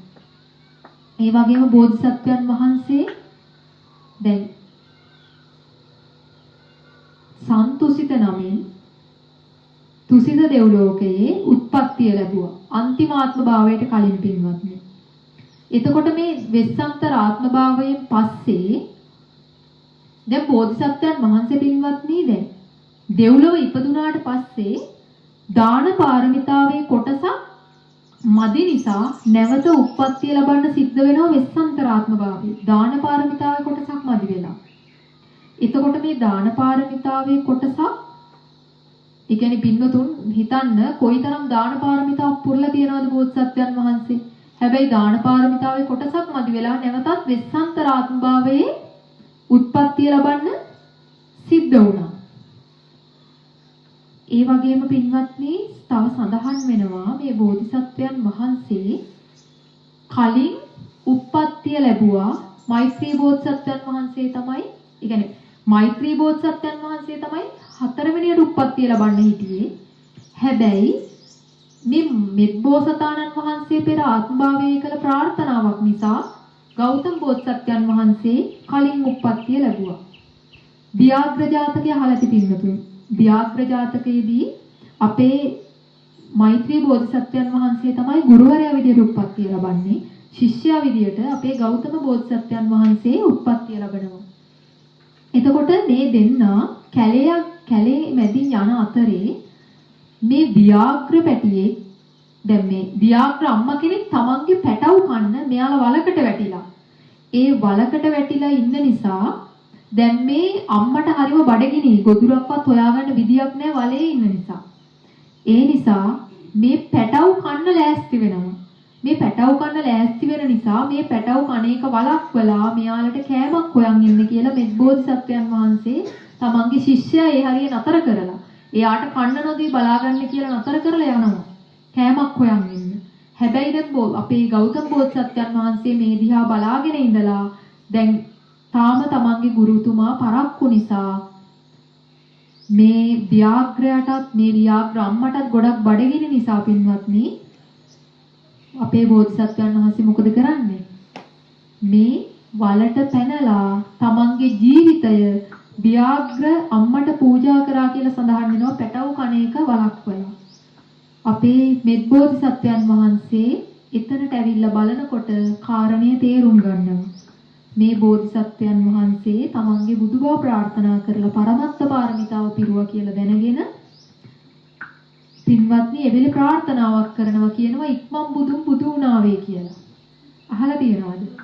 ඒ කියන්නේ මෛත්‍රී බෝධිසත්වයන් වහන්සේ තමයි බුදු වෙන්නට හිටියේ. හැබැයි ඉක්මන් බුදුන් බුදු වුණාවේ කියලා සඳහන් කරපු නිසා අපේ ගෞතම බෝධිසත්වයන් වහන්සේ කලින් උප්පත්තිය ලැබලා මෛත්‍රී බෝධිසත්වයන් වහන්සේ තමයි පස්වෙනියට සම්මා සම්බුද්ධත්වයට පත් වෙන්නේ කියලා සඳහන් වෙනවා. ඒ වගේම පින්වත් ඔය මහා කාශ්‍යප මහරහතන් වහන්සේ අර ඇතාට අර යකඩේ රත් කරලා දෙනවනේ ඇත්ගොව්වා විදියට අපේ මෛත්‍රී බෝධිසත්වයන් වහන්සේ ඇත්ගොව්ව විදියට ඉඳලා. එතකොට මේ යකඩේ රත් කරලා දෙද්දි යකඩේ අල්ලගන්නේ අපේ කාශ්‍යප මහරහතන් වහන්සේගේ පෙර ආත්ම භාවයකදීනේ. එතකොට පින්වත්නි මේ කර්මයත් මෛත්‍රී බෝධිසත්වයන් වහන්සේට කියන්නේ මෛත්‍රී බුදුරජාණන් වහන්සේට ඒ කර්මය ගෙවන්න වෙනවා කියලා සඳහන් වෙනවා. ඒ කර්මය ගෙවන්න වෙන නිසා අදටත් මහා කාශ්‍යප මහරහතන් වහන්සේගේ දේහය දැවෙන්නේ නැතුව අදටත් කුක්කුඩ සම්පාද කියන පර්වතයේ මහා කාශ්‍යප මහරහතන් වහන්සේගේ දේහය වැඩ ඉන්න ඇතුළේ පින්වත්නි ගල් 3ක් ඇවිල්ලා ඒක පර්වතේ වැහිලා තියෙන්නේ දේහය ඇතුළේ තැම්පත් වෙලා තියෙනවා පහනක් දැල්වලා තියෙනවා කියනවා අදටත් නිවිලා නැහැ කියනවා. මෛත්‍රී බෝධිසත්වයන් වහන්සේගේ කාලය වෙනකොට බෝධිසත්වයන් දැන් මෛත්‍රී බුදුරජාණන් වහන්සේ මේ කුක්කුඩ සම්පාද පර්වතය ළඟට වැඩම කරන කාලේ වෙනකොට එතන ඉන්න භික්ෂූන් වහන්සේලා රහතන් වහන්සේලා ඇර එතන ඉන්න භික්ෂූන් වහන්සේලා සැක උපදවනවා කියලා විශ්වාස කරන්නේ නැහැ කියලා සඳහන් වෙනවා මේ ගෞතම බුද්ධ ශාසනයේ තතිය ශ්‍රාවකයන් වහන්සේගේ දේහය කියලා. තමන්ගේ ශ්‍රී හස්තය මත තමයි දේහය දැල් වෙනවා කියලා සඳහන් වෙන්නේ. දැවි යන්නේ. එතකොට ඒ දැවි යනකොට තමන්ගේ අතේ අර දියපට්ටයක් වගේ දාලා පින්වත්නි ඒක පිරිනිවන් පාන මොහොත දක්වා සැරින් සැරේ වේදනාදිදී කර්මයේ ඒ කියන්නේ අවශේෂ කර්මයක් විදියට ඒක ගෙවන්න වෙනවා කියලා සඳහන් වෙනවා. බුදුරජාණන් වහන්සේටවත් ඒ කියන්නේ බුදු වුණා කියලාවත් මේ කර්මයේ පරිසන්දීම නතර වෙන්නේ නැහැ. එහෙනම් අපි ගැන කවර කතාවද නේද? දැන් කර්ම විපාක පින්වත්නි දැන් බුදුරජාණන් වහන්සේට ඔය දැඩි හිසේ කැක්කුමක් තිබුණා. දැඩි කොන්ද කැක්කුමක් තිබුණා. සමහර වෙලාවට සරියුත් මහරහතන් වහන්සේට කියනවා ශාරිපුත්තය ඉතිරි දේශනාව ඉදිරියට කරගෙන යන්න මගේ කොන්ද කැක්කුම නිසා ටිකක් ඒ කියන්නේ ටිකක් හාන්සි වෙන්න වගේ බුදුරජාණන් වහන්සේ වැඩම කරපු අවස්ථා තියෙනවා. එතකොට පින්වත්නි කොන්දේ අමාරු වෙවිලා තියෙන්නේ පෙර ආත්ම භාවයක මල්ලව පොරචූරයෙක් වෙලා ඉද්දී තමන්ගේ ප්‍රතිවාදියා උස්සලා පොළවේ ගහලා තියෙනවා. එතකොට හිතන්න අපි මොන කර්ම කරන්නට ඇද්ද නේද? ඒවයි විපාක අපිට ගෙවන්න සිද්ධ වෙනවා පින්වත්නි. දැන් මේ වගේ දැඩි කර්ම එන්නේ ඔය පෙර සසරේ අපි ඔය වගේ දේවල් කරපු නිසා තමයි. ඒ කියන්නේ අපිට හොඳ සුව නොවන රෝග තියෙනවා. නිතර සුව නොවන ඔළුවේ කැක්කුම්, කොන්දේ අමාරු ඒ දේවල් තියෙනම් ඒ අපි පෙර සසරෙම කරපු කර්මවල විපාක තමයි. ඒවා අපිට මිසක් මේ අල්ලපු ගෙදර අයවත් තමන්ගේ අම්මා තාත්තා නංගිටවත් අපිට දෙන්න පුළුවන්ද? අනේ මේ ගෙවලා දෙන්න කියලා. තමන්ටම තමයි පින්වත්නි ගෙවන්න වෙන්නේ. මේ කර්මය කර්මයේ දැඩි නම් ඉතින් කරන්න දෙයක් නැහැ නේද? කම්මන් දැල්ලන් කිම්ති කරෝමි කියලා සඳහන් කරන්නේ. මහා කාශ්‍යප බුදුරජාණන් වහන්සේ බුදු වෙන්නට කලින් භාවනා කර කර ඉන්නකොට පින්වත්නි ඒ කියන්නේ ඔය දුෂ්කර ක්‍රියා කරනවා කියලා සඳහන් කරන දුෂ්කර ක්‍රියා කරනකොට දැන් අපේ බුදුරජාණන් වහන්සේ තමයි කියලා සඳහන් වෙන්නේ මේ අවුරුදු 6ක් දුෂ්කර ක්‍රියා කළේ. ඒ තරම් දීර්ඝ කාලයක්. නැත්තම් පින්වත්නි දැන් ඔය අටවිසි බුදුරජාණන් වහන්සේලාගේ ඔය පෙර බුදුරජාණන් වහන්සේලා බොහෝ නමක් ඉතින් මාස 3යි දවස් 7යි මාස 6යි මේ වගේ කාල තමයි දුෂ්කර ක්‍රියා කරන්න කාල විදිහට සඳහන් වෙන්නේ. හැබැයි අපේ බෝධිසත්වයන් වහන්සේ කර්මයක් රැස් කරගන්නවා කාශ්‍යප බුද්ධ ශාසනයේදී. කාශ්‍යප බුදුරජාණන් වහන්සේ එතකොට බෝධිසත්වයන් වහන්සේ නම මේ භාවනා කරලා නිවන් අවබෝධ කරන්නේ. බුදු වෙන්න උත්සාහ කරන කාලයක්. ජෝතිපාල මානවක විදියට තමයි උත්පත්තිය ලැබන්නේ අපේ බෝධිසත්වයන් වහන්සේ. අපේ බෝධිසත්වයන් වහන්සේ මේ කාශ්‍යප බෝධිසත්වයන් වහන්සේ දිහා බලලා කියනවා මේ මුඩුමහනට පුළුවන්ද බුද්ධත්වයටපත් වෙන්න. බුදු වෙන එක ලේසි දෙයක් නෙවෙයි කියලා. ඒ කියන්නේ පින්වත්නි දැන් අපි වුණත් එකපාරට හිතන්න දැන් මේ අබුද්ධෝත්පාද කාලයක් වුණා නම් අපි බලනවා අපි අහලක් තියෙනවා දැන් ওই බුද්ධ කෝලහාලය කියලා එකක් එනවනේ පින්වත්නි. බුදුරජාණන් වහන්සේලා උපදින්න අවුරුදු 1000කට විතර කලින් දෙවිවරු බ්‍රහ්මවරු මනුස්ස ලෝකෙට ඇවිල්ලා මෙයාලා පණිවිඩයක් පතුරවනවා. ඒ කියන්නේ මනුෂ්‍ය වෙස්යෙන් ඇවිල්ලා එක්කෙනෙක්ට කිව්වා මොක පැතිරෙනවනේ නේද? යාලේ ගම කාට හරි ඇවිල්ලා කිව්වා ගවම දැනගන්නවා ආයේ හා ගමට මෙහා ගමට මේ විදිහට දිගට පින්වත්නි මේ විදිහට බුද්ධ කෝලාහලයක්. බුදු කෙනෙක් උපදිනවා කියලා මේ විදිහට යනවා. ඒ කාලේ වේද ශාස්ත්‍ර තිබිලා තියෙනවනේ. වේද ශාස්ත්‍රවලත් උගන්වලා තියෙනවා ওই දෙතිස් මහා පුරුෂ ලක්ෂණ. දැන් දෙතිස් මහා පුරුෂ ලක්ෂණ වල පින්වත්නි ඔය ලක්ෂණ ටික දෙතිස් මහා පුරුෂ ලක්ෂණ ටික දැනගෙනනේ හරියටම දැකලානේ ඔය කොණ්ඩඤ්ඤ තවුසා කියන්නේ ඒ කාන්තයෙන් බුදු වෙනවා කියන්නේ නැත්නම් අනිත් අය කියන්නේ ගිහිගේ හිටියොත් සක්විති රජ වෙනවා පැවිදි වුණොත් බුදු වෙනවා කියලානේ. හැබැයි මේ ලක්ෂණ ඔක්කොම තියෙන්නේ ලෞතුරා බුදු වෙන බුදු කෙනෙක් කියන්නේ බුදු වෙන බෝධිසත්වයන් වහන්සේ නමකට විතරයි. මේ ලක්ෂණ තියෙන්නේ. හැබැයි අපි මේ දෙතිස් මහා පුරුෂ ලක්ෂණ වලටද වන්දනා කරන්නේ බුදුරජාණන් වහන්සේ බුද්ධත්වයටපත් වෙච්ච නිසා පින්නන්නේ. මොකද නැත්තම් බුදු වෙන්න කලින් ඉඳන් ඒ ලක්ෂණ තිබුණා. හැබැයි කවුරුවෙක් ගිහින් වන්දනා කරාද? නැහැ. හැබැයි බුදු වුණාට පස්සේ තමයි බුදුරජාණන් වහන්සේට හැමදෙනාම වැඳුම් පිදුම් කරන්න ගත්තේ. බුදුරජාණන් වහන්සේ පින්වත්නි බලනවනේ කල්පනා කළා මේ මට වඩා මම වැඳිය පිළිය යුතු කෙනෙක් මේ ලෝකේ ඉන්නවද? මම ගුරුවරුකම් ගත යුතු කෙනෙක් මේ ලෝකේ ඉන්නවද? එහෙම බලනකොට කවුරුවෙක් නැති බව දැනගෙන තමයි බුදුරජාණන් වහන්සේ දැන් දෙවියන් අතර දෙවියෝ බ්‍රහ්මයන් අතර බ්‍රහ්මෝ කියලානේ සඳහන් කරන්නේ. දෙවියන්ට දෙවියෙක් බ්‍රහ්මයන්ට බ්‍රහ්මේ. මොකද බුදුරජාණන් වහන්සේව මුණ ගැහෙන බොහෝ දෙනා කියනවානේ බලන්න කිසි මේ හැදියාවක් නැහැ කිසි සම්පරකමක් නැහැ. බලන්න මම මෙච්චර වැඩි මට වන්දනා කරේ නැහැ. මං එනකොට අසුනේ නැගිට්ටේ නැහැ කියලා බුදුරජාණන් වහන්සේට චෝදනා කරපු අය ඉන්නවා. හැබැයි බුදුරජාණන් වහන්සේට වඩා ඉහළ කෙනෙක් සමාන කෙනෙක් ලහල පහලකින්වත් තියන්න පුළුවන් කිසිම කෙනෙක් මේ තුන් ලෝකෙම නෑ පින්වත්නි.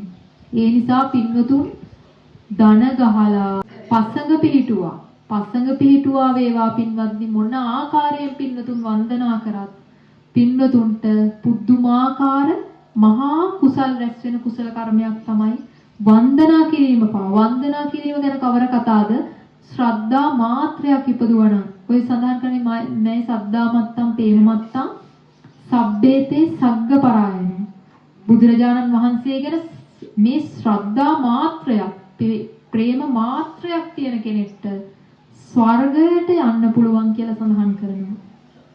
ඒ කියන්නේ ඒ තරම් මහා කුසල ස්කන්ධයක් රැස් වෙනවා. මොකද මුගලන් මහරහතන් වහන්සේ දෙව්ලොවට ගියාට පස්සේ බොහෝ දිව්‍යාංගනාවන් දැකලා එයාලගේ සැප සම්පත් දැකලා විමසනවනේ ඔබ මොන කුසල කර්මයක් කරලා දාවේ කියලා. සමහර අය කියනවා මට කියන්නත් ලැජ්ජයි මම තිරිසන් සතෙක් වෙලා ඉන්නේ. මම බුදුරජාණන් වහන්සේගේ ස්වරයට කන් දීගෙන ආවේ කියලායි ওই මණ්ඩුක දිව්‍ය පුත්‍රයා කියන්නේ. තව කෙනෙක් කියනවා මම බුදුරජාණන් වහන්සේට වන්දනා කළායි මේ තත්ත්වයට ආවේ. මම රහතන් වහන්සේ නමකට පිලුන් වෙච්ච බත් ටිකක් වීසි කරන්න යද්දි පූජා කළායි මේ තත්ත්වයට ආවේ. මම කිරියලයක් පූජා කළා ආවේ. මම කැකිරි ගෙඩියක් පූජා කළා. මේ ආකාරයෙන් පින්නතුන් කල්පනා කරලා බලන්න. පින්නතුන් ඊට වඩා පින් කළා තියනවද නැද්ද? ඊට වඩා පින් කළා තියෙනවා. ওই වැටකොළු මල් හතරක් පූජා කරන්න යන කාන්තාව ඉන්නවනේ. එයා පූජා කරන්නත් කලින් කාශ්‍යප බුදුරජාණන් වහන්සේගේ සෑයට කියලා සඳහන් වෙන්නේ. තව කෙනෙක් දෙව්ලොව ගිහින් තියනවා පින්නත් මල් ටිකක් පූජා කරලා තියෙනවා. අවුල් කරලා වගේ හා මෙහා කරලා. එයා ලස්සනට සිත එකඟ කරගෙන ඒ මල් ටික ලස්සනට හදනවා. එච්චරයි කරන්නේ කුසල කර්මයකට. මොකද මමයි මේ නින්වහන්සේ බොහෝ දුරට ඔය රුවන්වැලි සෑයට ගියාම අපිත් එක්ක ඔය කැපකාරී විදිහට ගිහුව දූල එහෙම දන්නවා. අපි මල් එහෙම හදනවා මේ. කියන්නේ අවුල් කරලා වගේ තියෙනවා. හැබැයි මේ කතාවම දැනගත්තේ පස්සේ.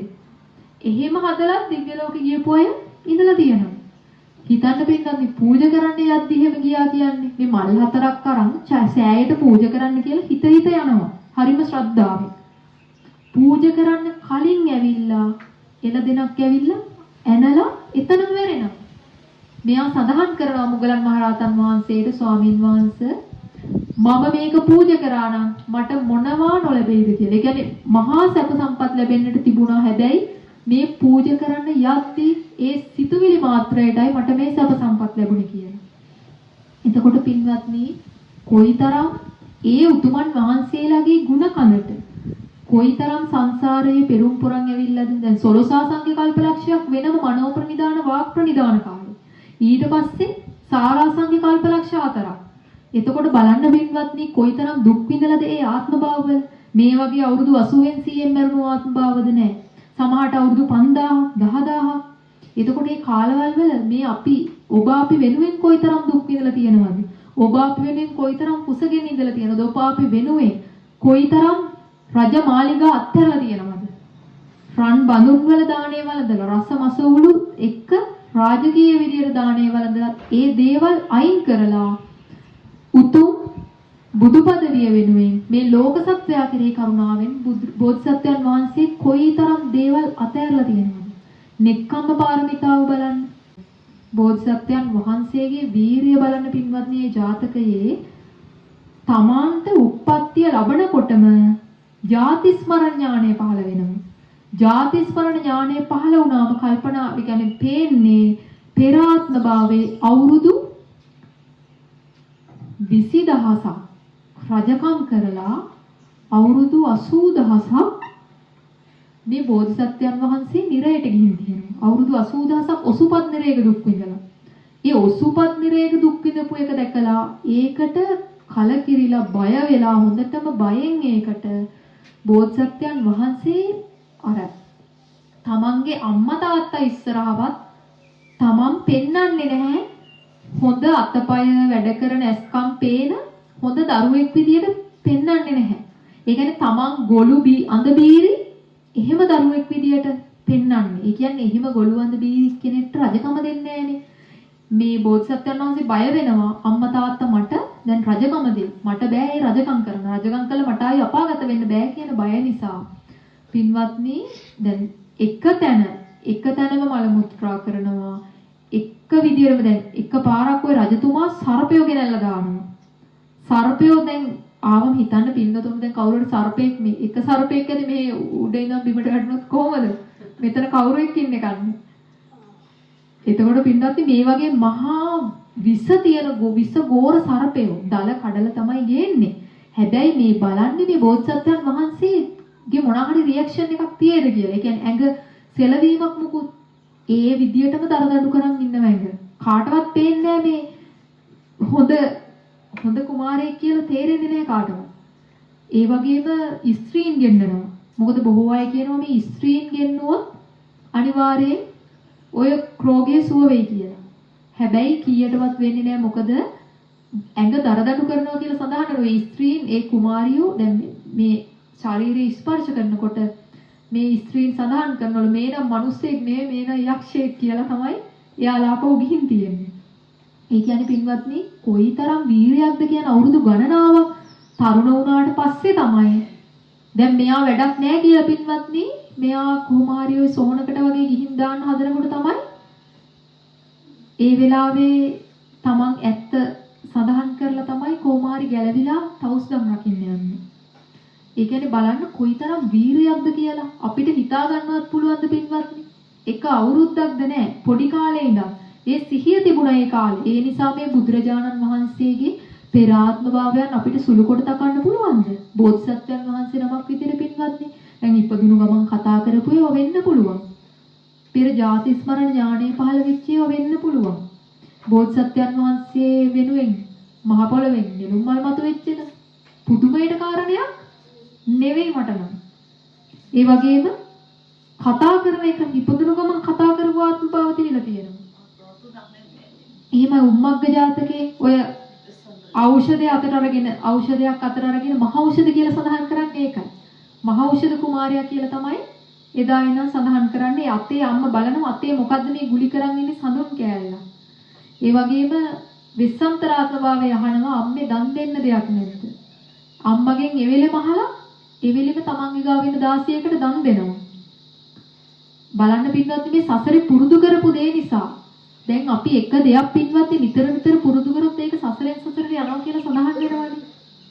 දැන් මේ දාණය දෙන්න දෙයක් නැද්ද කියලා අහන්න ඉපදුණු ගමන් කොයිතරම් ඒ දේවල් පුරුදු කරලා තියෙනවද? සසරේ දන් දෙන්න පුරුදු කරලා තියෙනවා. සසරේ සීලය පුරුදු කරලා තියෙනවා. දාන සීල නෙක්ඛම්ම පාරමිතා පුරුදු කරලා තියෙනවා. ගිහිගේ අතෑර ඕන තරම් ගිහින් තියෙනවා පින්වත්නි. තමන්ගේ බිරිඳ අතෑරලා ගිහින් තියෙනවා. තමන්ගේ දරුවෝ දන් දීලා තියෙනවා. දැන් ওই වෙස්සන්තර ජාතකයේ දරුවන් දන් දෙනකොට ඇස් දෙකෙන් පින්වත්නි කඳුළු නෙවෙයි උණු ලේ බින්දු දෙකක් තමයි වැටුණා කියලා සඳහන් වෙන්නේ. ඒ කියන්නේ පින්වත්නි බෝධිසත්වයන් වහන්සේ සඳහන් කරනවා ওই සරියුත් මහ රහතන් වහන්සේ මේ බුදු බව ගැන මේ වගේ ප්‍රශ්න අහන වෙලාවක බුදුරජාණන් ඒ කියන්නේ බෝධිසත්වයන් වහන්සේ නමක් වෙලා ඉන්න කාලේ මම දන් දුන්නේ බිරිඳට වත් දරුවන්ටවත් සෙනෙහසක් ආදරයක් නැතිව නෙවෙයි කියලා සඳහන් කරනවා. ඒ කියන්නේ පින්වත්නි බෝධිසත්වයන් වහන්සේ නමක් තරම් මේ ලෝකේ කිසිම කෙනෙක් තමන්ගේ බිරිඳට තමන්ගේ දරුවන්ට ආදරය කරන්නේ නැහැ කියලා සඳහන් වෙනවා. ඒ කියන්නේ මේ මුළු ලෝකයේ වෙනුවෙම පින්වත්නි කරුණාව පතුරවනවනේ. මේ මුළු ලෝකයේ ගැනම කරුණාවෙන් දයාවෙන් මෛත්‍රියෙන්නේ බෝධිසත්වයන් වහන්සේ මේ බුදුබව පතාගෙන යන්නේ. තමන්ගේ බිරිඳ දන් දෙන්නකොට තමන්ගේ බිරිඳ 16ක් කරලා දන් දෙනවා. සමහර ආත්ම භාවවල තමන්ගේ දරුවන් දන් දෙනවා. ඒ වගේම යක්ෂයෝ ඇවිල්ලා පින්වත්නි නෙළුම් දඩු කන්න වගේ තමන්ගේ දරුවෝ කෑව කියලා සඳහන් වෙනවා. ඒ දන් දෙන අතරෙම බුදුරජාණන් වහන්සේ අහලා තියනවාද? මංගල බුදුරජාණන් වහන්සේ පෙරම් පුරනකොට තමන්ගේ දරුවන් දන් දෙනවා. දන් දීලා කෙනෙක් දරුවෝ ඉල්ලගෙන එනවා. එයාට දන් දීලා මොහොතකින් බලනකොට දන් දීලා තියෙන්නේ යක්ෂයෙක්ට. ඒ යක්ෂයා මේ බෝධිසත්වයන් වහන්සේගේ ඇස් ඉස්සරහා ලේ විදිනව දරුවන්ගෙන් දරුවෝ කනවා. ওই නෙළුම් මල වගේ දරුවෝ කනවයි වෙලෙම බෝධිසත්වයන් වහන්සේ ඉස්සරහාම. බෝධිසත්වයන් වහන්සේ පොඩ්ඩක්වත් සිත දූෂණය කරගත්තේ නැහැ කියලා සඳහන් වෙනවා. අර ලේ බින්දු පින්වත්නි ලේ විදිනවා කියන රතු පාටට ලේ විදිනකොට එවෙලේ ප්‍රාර්ථනාවක් කරනවා. මගේ කියන්නේ බුදුරස් වේදනෙක් ගැන පින්වත්නි ප්‍රාර්ථනා කරන තමන්ගේ ශරීරයෙන් ආලෝක වේදනෙක් ගැන. ඒ නිසා මංගල බුදුරජාණන් වහන්සේගේ තමයි සඳහන් වෙන්නේ මුළු ඒ කියන්නේ මංගල බුදුරජාණන් වහන්සේ ඉන්නකොට ඒ ඉපදුණු කාලයේදී මිනිස්සුන්ට උදේ දවල් රැ හොයාගන්න බෑ කියලා. බෝධිසත් බුදුරජාණන් වහන්සේගේ ඒ තරම් ප්‍රභාවක් ශරීරයෙන් දිස් වෙන්නේ. මිනිස්සු උදේ දවල් රැ හොයාගන්නේ ඒ කියන්නේ හරි අමාරුයි. මල් පිපෙද්දි මල් පර වෙද්දි වගේ තමයි ඉර බැහැද්දි ඉර නැගෙද්දි තමයි හොයාගන්නවා කියන්නේ. උදේ දවල් රැ ඒ කියන්නේ හොයාගන්න බෑ. හිතන්න පින්වත්නි කොයිතරම් ආලෝකයක් වීදෙනවද? දැන් බුදුරජාණන් වහන්සේලා වැඩම කරනකොට ඔය කියනවනේ ගණනාවක් දුරට ආලෝකය පැතිරෙනවා කියලා. ඉතින් පින්වතුන් නිකන් කල්පනා කරලා බලන්න. කොයිතරම් ආශ්චර්යමත් විදියට මේ ඒ කියන්නේ ඒ දේවල් සිද්ධ වෙනවද කියලා. ඒ උතුමන් වහන්සේලා පෙර සංසාරයේ කරපු ප්‍රාර්ථනාවලට අනුව තමන් නම ප්‍රාර්ථනා කරලා තියෙනවා. ඊට අමතරව තමන් පින්වත්නි දන් දෙනේවට අමතරව ප්‍රාර්ථනා කරපු දේවල් ගොඩක් තියෙනවා. ඒ වගේම සමහර ආත්මභාවවල ප්‍රාර්ථනා කරනවානේ. ඒ කියන්නේ නෑ බෑ කියන්නේ නැති වෙන්න දන් දෙන්න ලැබෙන්නේ කියලා. ඒ කියන්නේ තමන් කොයිතරම් දන් දුන්නත් වස්තුව ඉවර වෙන්න එපා කියලා.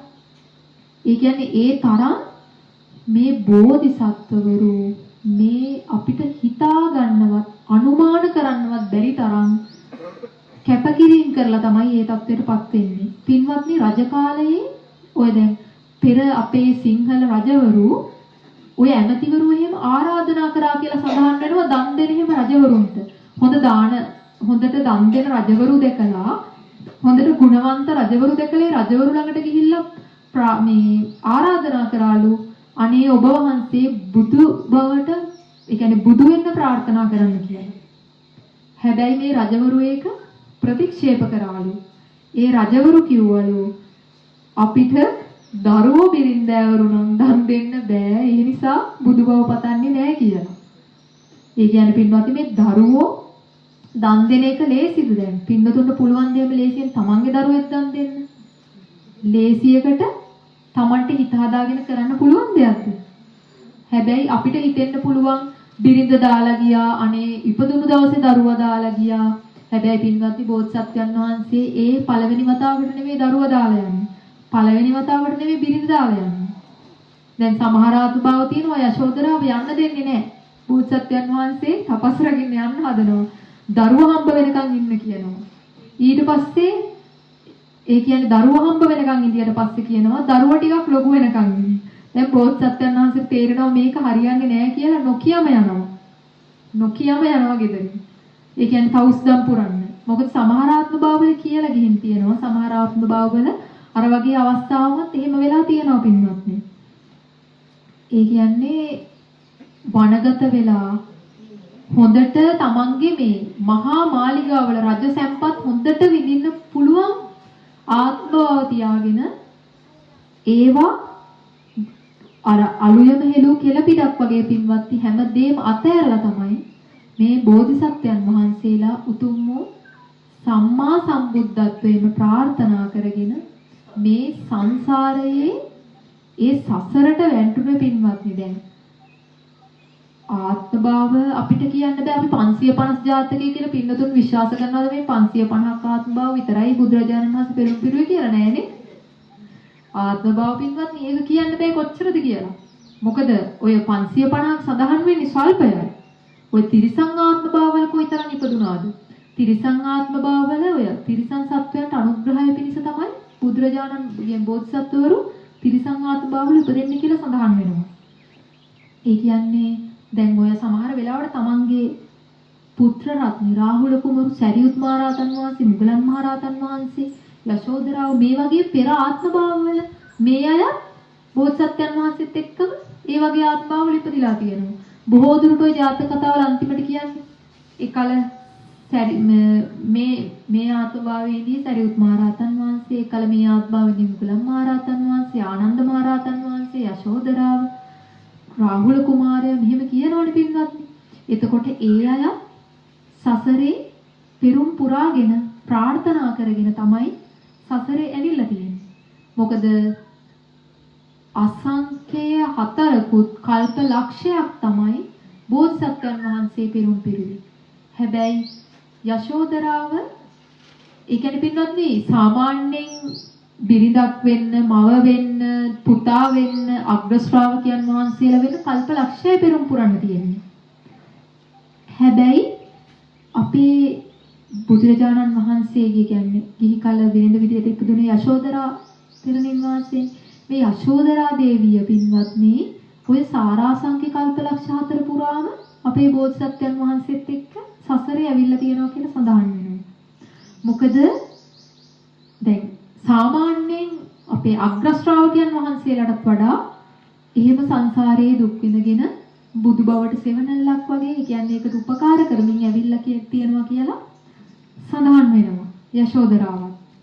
එතකොට බලන්න පින්වත්නි ලේසි පහසු දුකක්ද වින්දේ තමන්ගේ සැමියා සමහර විට තමන්ට නවත්ත ගන්න ඕනුණත් හැබැයි අනුග්‍රහය පිණිස යනවා. මොකද දැන් යශෝදරාව මොකද පින්වත්නි වෙනම පින්කම් කරපු අවස්ථාවක් ඕන තරම් ඇති. හැබැයි යශෝදරා දේවිය ඔය වෙස්සන්තර රජතුමා දරුවෝ දන් දෙනකොට മന്ത്രി දේවිය මොකද කරන්නේ? ඒව සාදුකාර දීලා අනුමෝදන් වෙනවා. ඒ අනුමෝදන් වෙනකොට පින්වත්නි ඇයට ඒ කුසල් එහෙමම රැස් වෙනවා. දැන් දරුවෝ දන් දුන්නකොම දරුවෝ දන් දෙනකොට කියනවනේ මම හීනයක් දැක්කා රජතුමනි. ඒ කියන්නේ මගේ S2 ගලවන් ගියා. ඒ නිසා දරුවෝ දෙන්න පරිස්සමෙන් බලාගන්න කියලා යන්නේ. මේ දේවිය පළවැල නෙලන්නේ යනකොට පින්වත්නි ළඟ පළතුරු වේම හැදිලා තියෙන පේනවලු. හැබැයි ළඟට ගියාට පස්සේ නැහැ. තව දුරට යන්න ඕන. මේ විදියට දෙවිවරු විසින් මේ දේවියගේ ගමන, ඒ කියන්නේ කාලය වැඩි කරනවා. මොකද දරුවෝ දන් දෙන දවස නිසා දැන් බෝධිසත්වයන් වහන්සේ දන්නවා. අද මට දරුවෝ දන් දෙන්න තියෙන දවස කියලා. අර හීන කිව්වම දැනගන්නවා. හැබැයි දේවිය පරිස්සම් කරන්න කිව්ව නිසා ජෝචක මුණාම සඳහන් කරනවා දරුවෝ දෙන්නගේ අම්මා එනකන් දරුවෝ දෙන්නගේ අම්මා එනකන් ඉන්න ඊට පස්සේ දන් දෙන්නම් මං අනිවාර්යෙන් කියලා. හැබැයි යූචක වමුණ කියනවා නෑ ගැහැණුන් ස්ත්‍රීන් පින්නට බාධා කරනවා. ඒ නිසා ඇය එන්න කලින් මට ඕන දරුවෝ දෙන්න මට දැන්ම දෙන්න කියලා. ඊට පස්සේ තමයි කතා කරන්නේ ජාලිය ක්‍රිෂ්ණජිනා කියලා දුවටයි පුතාටයි. මොකද පින්වත්නි කීකරු දරුවෝ බිරිඳත් මනාප විදියට ඉන්න කීකරු බිරිඳෑවරු තමයි බෝධිසත්වයන් වහන්සේ මේ ආකාරයෙන් දන් දෙන්නේ. මොකද සඳහන් කරනවා බෝධිසත්වයන් වහන්සේ මේ එපා වෙලාවත් කලකිරිලවත් නෙවෙයි බිරිඳ දරුවෝ දන් දෙන්නේ. හරිම ආදරණීය කියන්නේ දූල පුතාලා හරිම ආදරණීය බිරිඳෑවරු. එයාලා තමයි මේ බුදුබව වෙනුවෙන් මේ සසර පුරාවටම දන් දෙමින් ආවේ. දරුවන් දන් දීපු දන් දෙනකොට පින්වත්නි ඔය අතේ ගැට ගහපු අරපටවල් අකනිටා බඹලවටත් වඩා දිගයි කියලා සඳහන් කරනවා. බෝධිසත්වයන් වහන්සේ දන් දෙනකොට හැම ආත්මභාවෙම දන් දුන්නද නැහැ. හැබැයි දන් දෙන ආත්මභාවවල හිතන්න කොයිතරම් ආත්මභාව ගානක් ආවද කියලා. ඒ කියන්නේ අපිට පින්වත්නි දැන් මේවා අපි කියනවා අපිට ශ්‍රද්ධාව ඇති වෙනවා.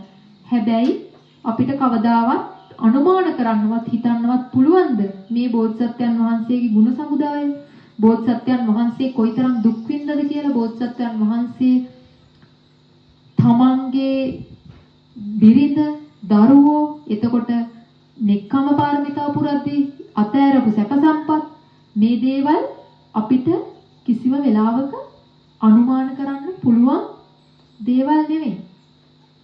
ඒ කියන්නේ පින්වත්නි අපිට දැන් ওই බුදුගුණ භාවනා කරනෝනේ පින්නතුන්. මේව පින්නතුන්ට කල්පනා කරන්න පුළුවන් බෝධිසත්වයන් වහන්සේ කොයිතරම් දුක් විඳද අපි වෙනුවෙන්. උන්වහන්සේගේ මෙන්න මේ ආත්ම භාවවල මෙන්න මෙහෙම දේවල් කරලා තියෙනවා. අපි වෙනුවෙන් තමයි හැමදේම කරේ කියලා බලන්න පින්වත්නි. සමහර වෙලාවට බලන් ඉන්නවා මගේ ඇස් දෙක ගන්න කවුද දෙන්නේ? මගේ හිස දන් දෙන්න කවුද දෙන්නේ? ඔය සිරිසංගපුර රත්තුමා හිස දන් දෙන්නේ. ඒ වගේ ඔටුනු බලන් හිස් දන් දෙනවා කියලා සඳහන් වෙන්නේ. මොකද නිකන් නෙවෙයි. මේ රජ බෝධිසත්වයන් වහන්සේ රජ වෙච්ච ආත්ම භාව ඕන තරම් පිළිවිල තියෙනවා. ඒ ආත්ම භාවවල මේ ආකාරයේ බෝධිසත්වයන් වහන්සේ දන් දීලා තියෙනවා.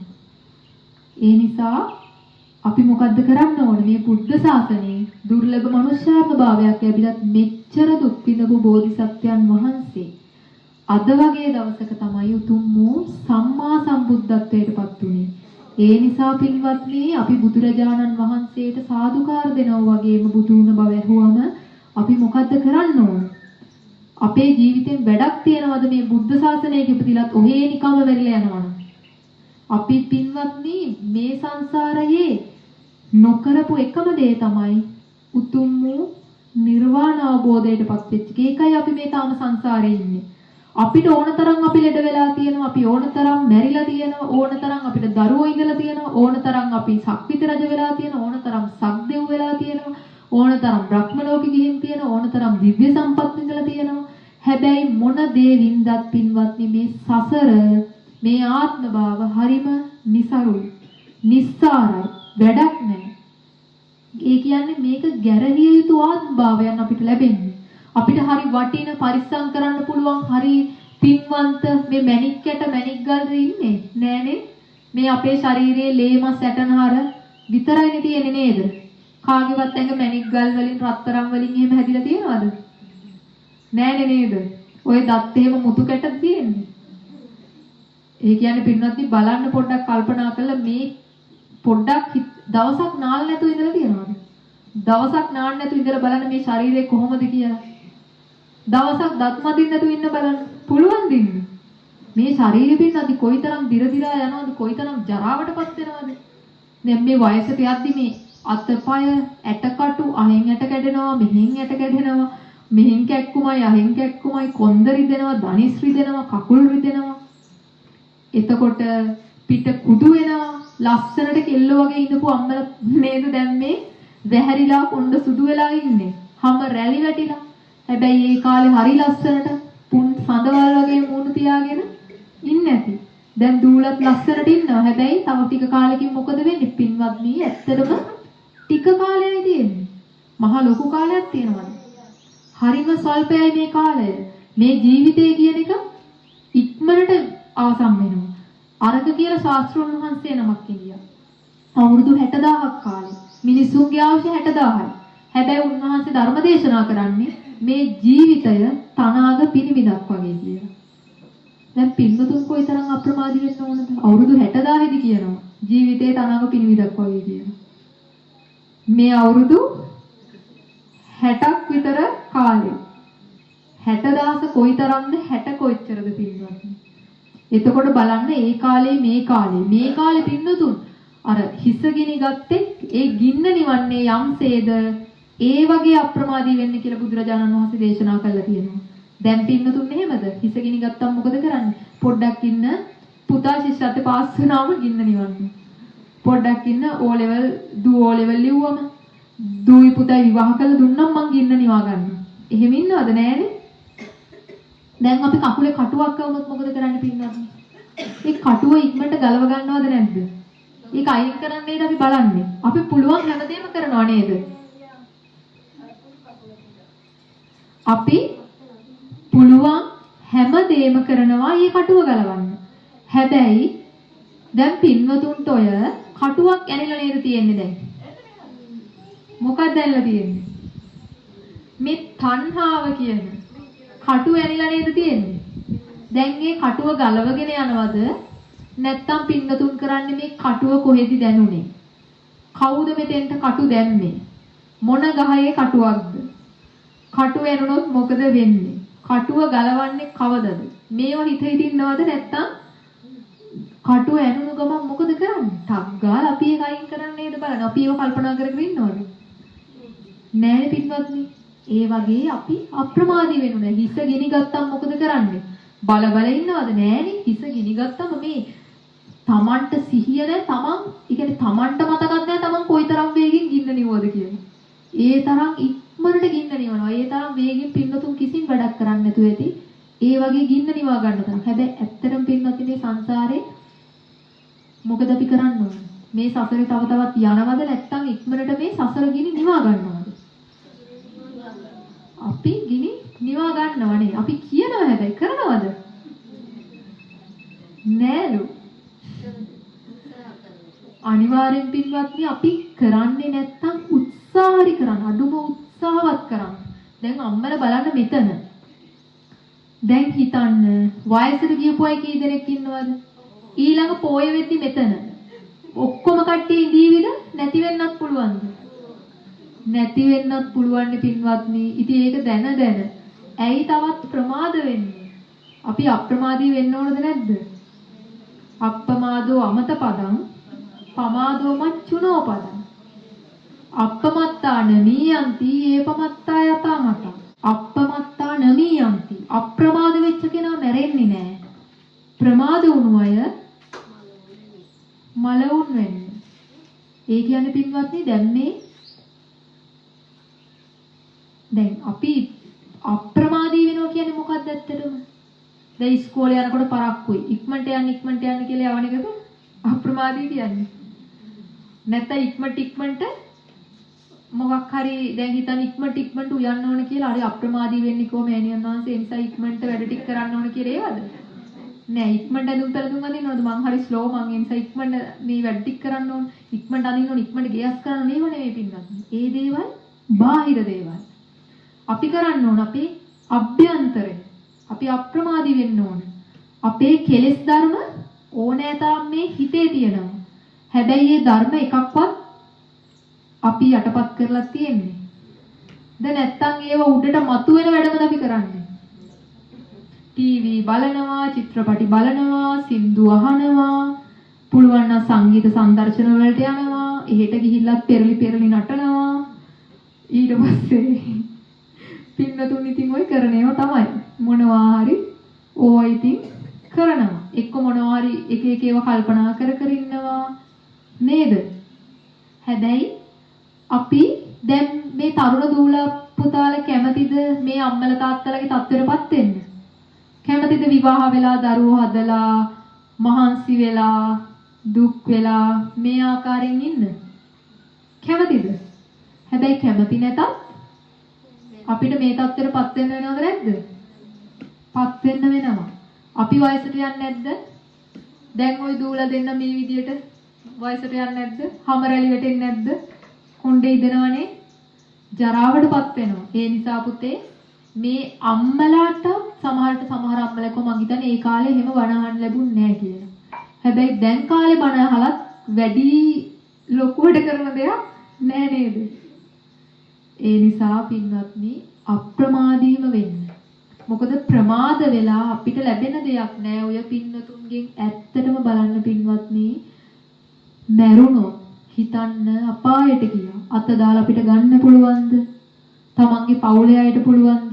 තමන්ගේ අම්මා තාත්තා ගියොත්, තමන්ගේ සහෝදර සහෝදරියෝ හිතන්න වැඩි ඕනේ නෑ පින්වත්නි මේ බල්ලෙක් පූසෙක් වුණා කියලා. අපිට පුළුවන් එයා අපේ ළඟ තියාගත්තට.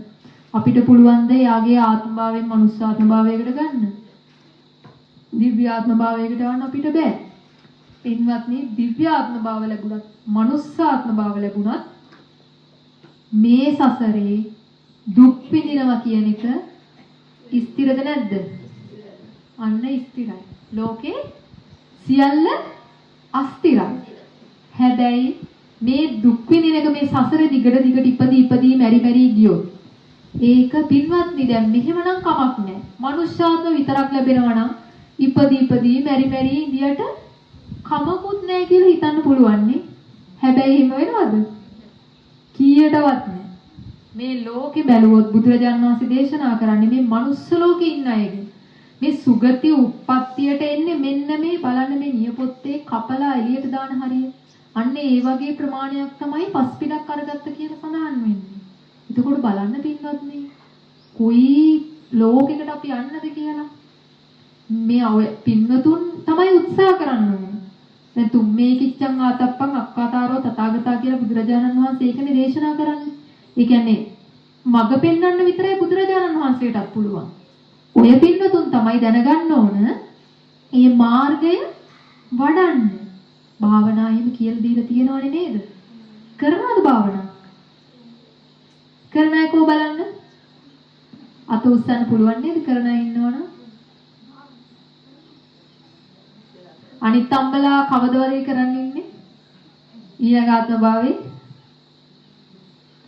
අම්මේ මේ සංසාරේ හිතන තරම් සුන්දර නෑ. මේක ඉන්නවත් යන්නවත් හොඳ තැනක් නෙවෙයි. එහෙම හොඳ තැනක් හොයාගන්නත් නෑ. අපි හිතයි අපිට අනේ සක්දේව පදවිය ලැබුණා නම් ඊට වඩා දෙයක් නෑ කියලා. හැබැයි සක්දේවිදුත් චුත වෙනකොට බුදුරජාණන් වහන්සේ ළඟට ඇවිල්ලා කියනවා අනේ භාග්‍යතුන් වහන්සේ මං චුත වෙන්න යන්නේ.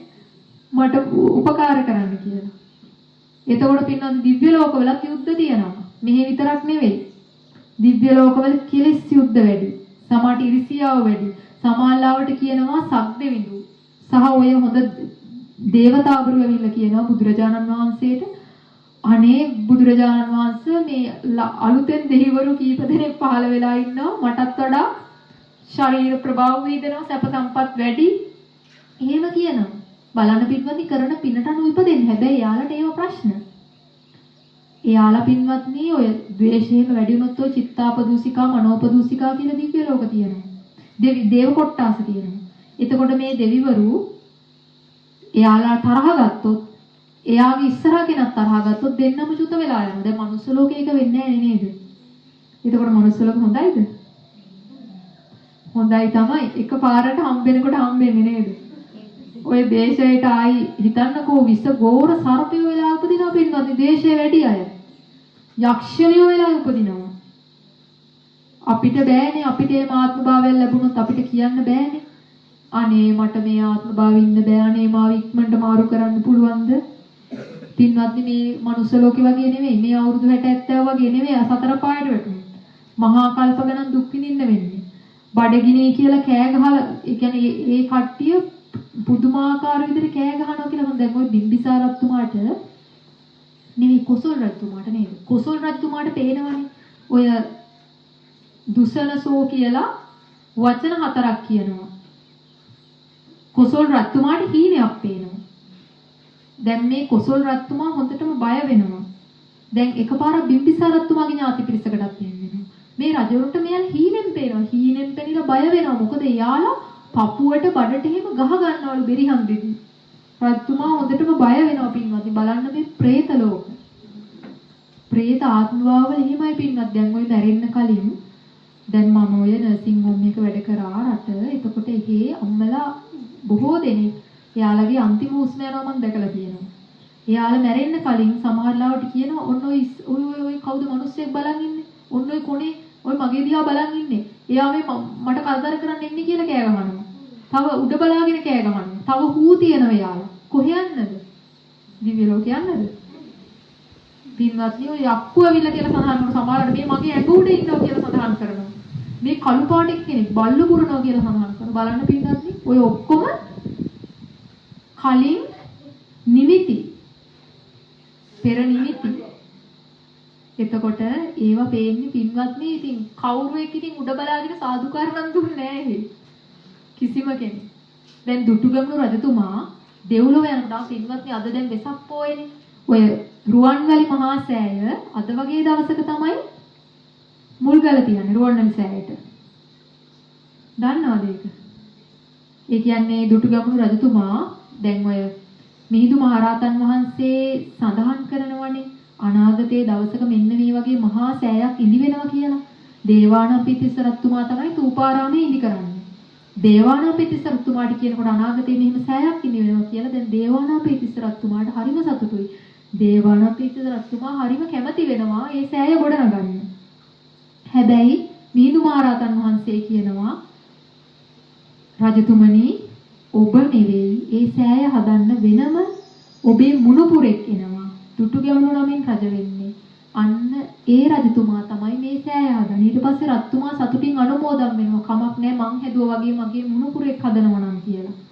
අන්න ඒ සෑය තමයි පින්වත්නි මිහිඳු මහරහතන් වහන්සේ දේවානම්පියතිස්ස රජතුමාට කියලා සෙල්ලිපියක් වගේ, ඒ කියන්නේ ගලක කොටලා ලියවනවා. අනාගතේ මෙන්න මෙහෙම දුටුගැමුණු කියලා රජ කෙනෙක් මෙතන මහසෑයක් හදනවා කියලා පින්වත්නි එහෙම සෙල්ලිපියක් එහෙම සටහන් කරලා ඒක දකින්න දුටුගැමුණු රජතුමා. දුටුගැමුණු රජතුමාට හරිම සතුටු විතර මොකද මිහිඳු මහරහතන් වහන්සේ කියපු විදියට දුටුගැමුණු රජතුමා මෙන්න මෙහෙම දෙයක් ලියලා තියෙනවා කියලා දුටුගැමුණු රජතුමා හරිම සතුටු වෙලා මේ කල්පනා කර ඉන්නවා දැන් මේ සෑය මම කොහොමද ගොඩනගන්නේ කියලා. පින්වත්නි මහරහතන් වහන්සේලා බොහෝ දෙනෙක් වැඩම කරලා තමයි මේ සෑය හදන්න මුල්ගල තියන්න ඒ කියන්නේ මේ දවසේ එතෙන්ට වැඩම කරන්නේ. මොකද මහරහතන් වහන්සේලා මේ සෑය පින්වත්නි විශාල සෑයක් හදන්න හදලා තියෙන්නේ. හැබැයි මහරහතන් වහන්සේලා මේ සෑය ටිකක් පොඩි කරනවා. මහරහතන් වහන්සේලාට එහෙම කර්ම රැස් වෙන්නේ නැහැනේ.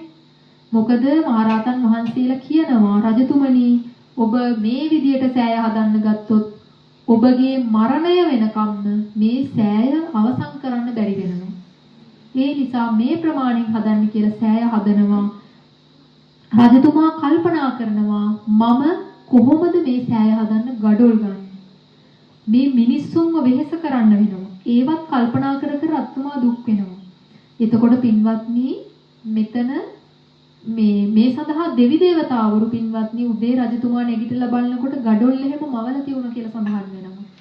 ඒ වගේම ওই පාදම පින්වත්නි 9 වරක් යටට ගිලා බහැලා තියෙනවා. රජතුමා දැන් 9 වෙනි වතාවේ කල්පනා කරලා කියනවා දැන් රජතුමා සැරින් සැරේ බලනවා මේ මොකක් හරි බාධාවක් වෙනවා මට මේ සෑය හදන්න වෙන්නේ නැහැ කියලා බය වෙලා රහතන් වහන්සේලාත් එක්ක කතා කරද්දි තමයි දැනගන්නේ රජතුමනි දැන් තමයි හරි දැන් සෑය ගොඩනගන්න පුළුවන් 9 වතාවයි මේක ගිලා බහින්න කියලා. අන්න ඒ ආකාරයෙන් තමයි පින්වත්නි මුල්ගල තියලා මේ මහා සෑය එදා දුටුගැමුණු රජතුමාගේ අතින් ඉදි වෙන්නේ. දුටුගැමුණු රජතුමා තමයි මෛත්‍රී බුද්ධ ශාසනයේ දකුණත් ශ්‍රාවකයන් වහන්සේ. අහලා තියෙනවද? සද්ධාතිස්ස රජතුමා තමයි වම ශ්‍රාවකයන් වහන්සේ. මේ අග්‍ර ශ්‍රාවකයන් වහන්සේලා දෙන්න තමයි දුටුගැමුණු සහ සද්ධාතිස්ස නමින් අපේ ශ්‍රී ලංකාද්වීපයේ රජ කරපු බෞද්ධ රජවරු දෙන්නේ. ওই දීඝවාපී සෑය පින්වත්නි සද්ධාතිස්ස රජතුමානේ ගොඩනගන්නේ. ඒකත් දැනට මහා විශාල විදියට පින්නතුණුත් සමහර විට ඒකට ගියාද? දීඝවාපී සෑයට ගියා නේද? සද්ධාතිස්ස රජතුමා තමයි දීඝවාපී චෛත්‍ය නිකල්ලා තියෙන්නේ. එතකොට බලන්න පින්වත්නි ඒ උතුමන් වහන්සේලා කොයිතරම් ඒ පාරමිතා පුරනවනේ මේ தത്വයටපත් වෙන්න. ඔය සාලිය කුමාරයා කවුද? සාලිය කුමාරයා තමයි මෛත්‍රී බෝධිසත්වයන් වහන්සේගේ පුත්‍ර රත්නයේ විදියට ඉපදෙන්නේ. දුටුගැමුණු රජතුමාගේ පුතා නේද? සාලිය කුමාරයා. එතකොට පින්වත්නි දැන් මේ ආකාරයෙන් මේ උතුමන් වහන්සේලා වෙහෙස වෙවි මේ සසරෙන් ඈතර වෙන්නට සහ මේ ලෝක සත්වයා ඈතර කරවන්නට තමයි මේ විදියට මහා දුක් විඳින්නේ. ඔය පස්මා බැලුම් එහෙම බලලා තමයි අපේ බෝධිසත්වයන් වහන්සේ විතරක් නෙමෙයි සාමාන්‍යයෙන් සියලු බෝධිසත්වයන් වහන්සේලා ඒක ධර්මතාවයක් පින්වත්නි. දැන් බෝධිසත්වයන් වහන්සේ නමකගේ අම්මා දවස් 7යි ජීවත් වෙන්නේ. ඒක ධර්මතාවයක්. අනිවාර්යයෙන්ම බෝධිසත්වයන් වහන්සේගේ අම්මට මැරෙන්න සිද්ධ වෙනවා. ඒ වගේම නැවත උත්පත්තිය ලැබෙනකොට උත්පත්තිය ලබන්නේ දිව්‍යාත්ම භාවයක දිව්‍ය පුත්‍රයෙක් විදියට. දිව්‍යාංගනාවක් නෙවෙයි දිව්‍ය පුත්‍රයෙක් විදියට. ඒ වගේම බෝධිසත්වයන් වහන්සේ පින්වත්නි සම්පූර්ණ ආයුෂ ගෙවලා තමයි දිව්‍ය ලෝකයෙන් චුත වෙන්නේ මනුස්ස ලෝකෙට එන්න. අන්තිමාත්ම භාවයේ. කාලෝ යන්තේ මහාවීර උප්පජ්ජ මාතු කුච්චිය කියලා සඳහන් කරනවා ඔය ආරාධනා කරනවා පින්වත්නි දෙවිවරු බුදුරජාණන් කියන්නේ බෝධිසත්වයන් වහන්සේට මනුෂ්‍ය ලෝකයට එන්න ආරාධනා කරනවා. දැන් තමයි මහා වීරයන් වහන්සේ ඔබ වහන්සේට මනුෂ්‍ය ලෝකයේ උපදින්න කාලය. මේ ලෝක සත්වයාගේ යහපත පිණිස ඒ අයගේ නිර්වාණ අවබෝධය පිණිස දැන් ඔබ වහන්සේට උපදින්නට කාලයයි කියලා ආරාධනා කරනවා.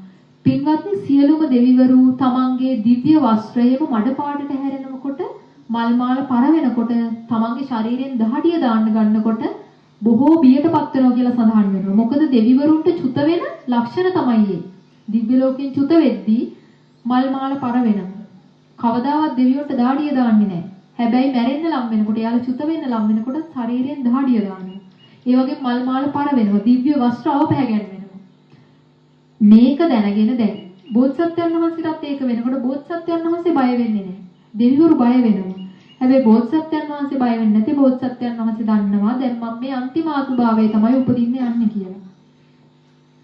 ඒකනේ පින්වත්නි ඔය ඉපදුණු ගමන් කියන්නේ මම ආයේ උපදින්නේ නැහැ මේ මගේ අන්තිම ආත්ම භාවය. පින්වතුන් කැමති නැද්ද අන්තිම ආත්ම භාවය ලබන්න? දැන් පින්වතුන්ට උත්සාහ කරන්න බැරිද? පුළුවන් නේද? හැබැයි පින තියෙන්නත් ඕන.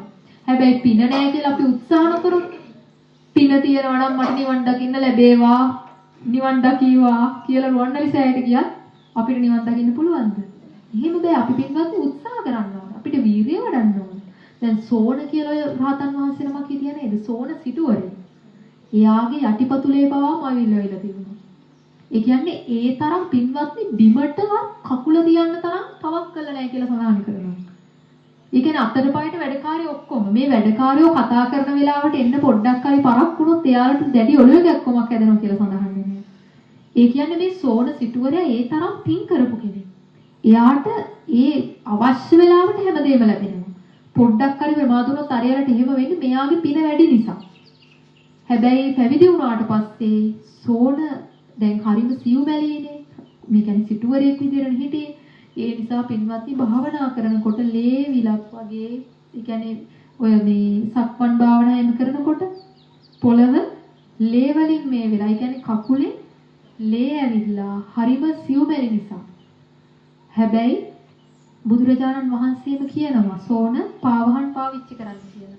බුදුරජාණන් වහන්සේට කියනවා නෑ භාග්‍යවතුන් වහන්සේ ඔබ වහන්සේ සියලු භික්ෂුන් වහන්සේට අනුදැනව දානවා නම් මම පාවිච්චි කරනවා මට විතරක් විශේෂයෙන් මම එහෙම පාවිච්චි කරන්නේ නෑ කියලා.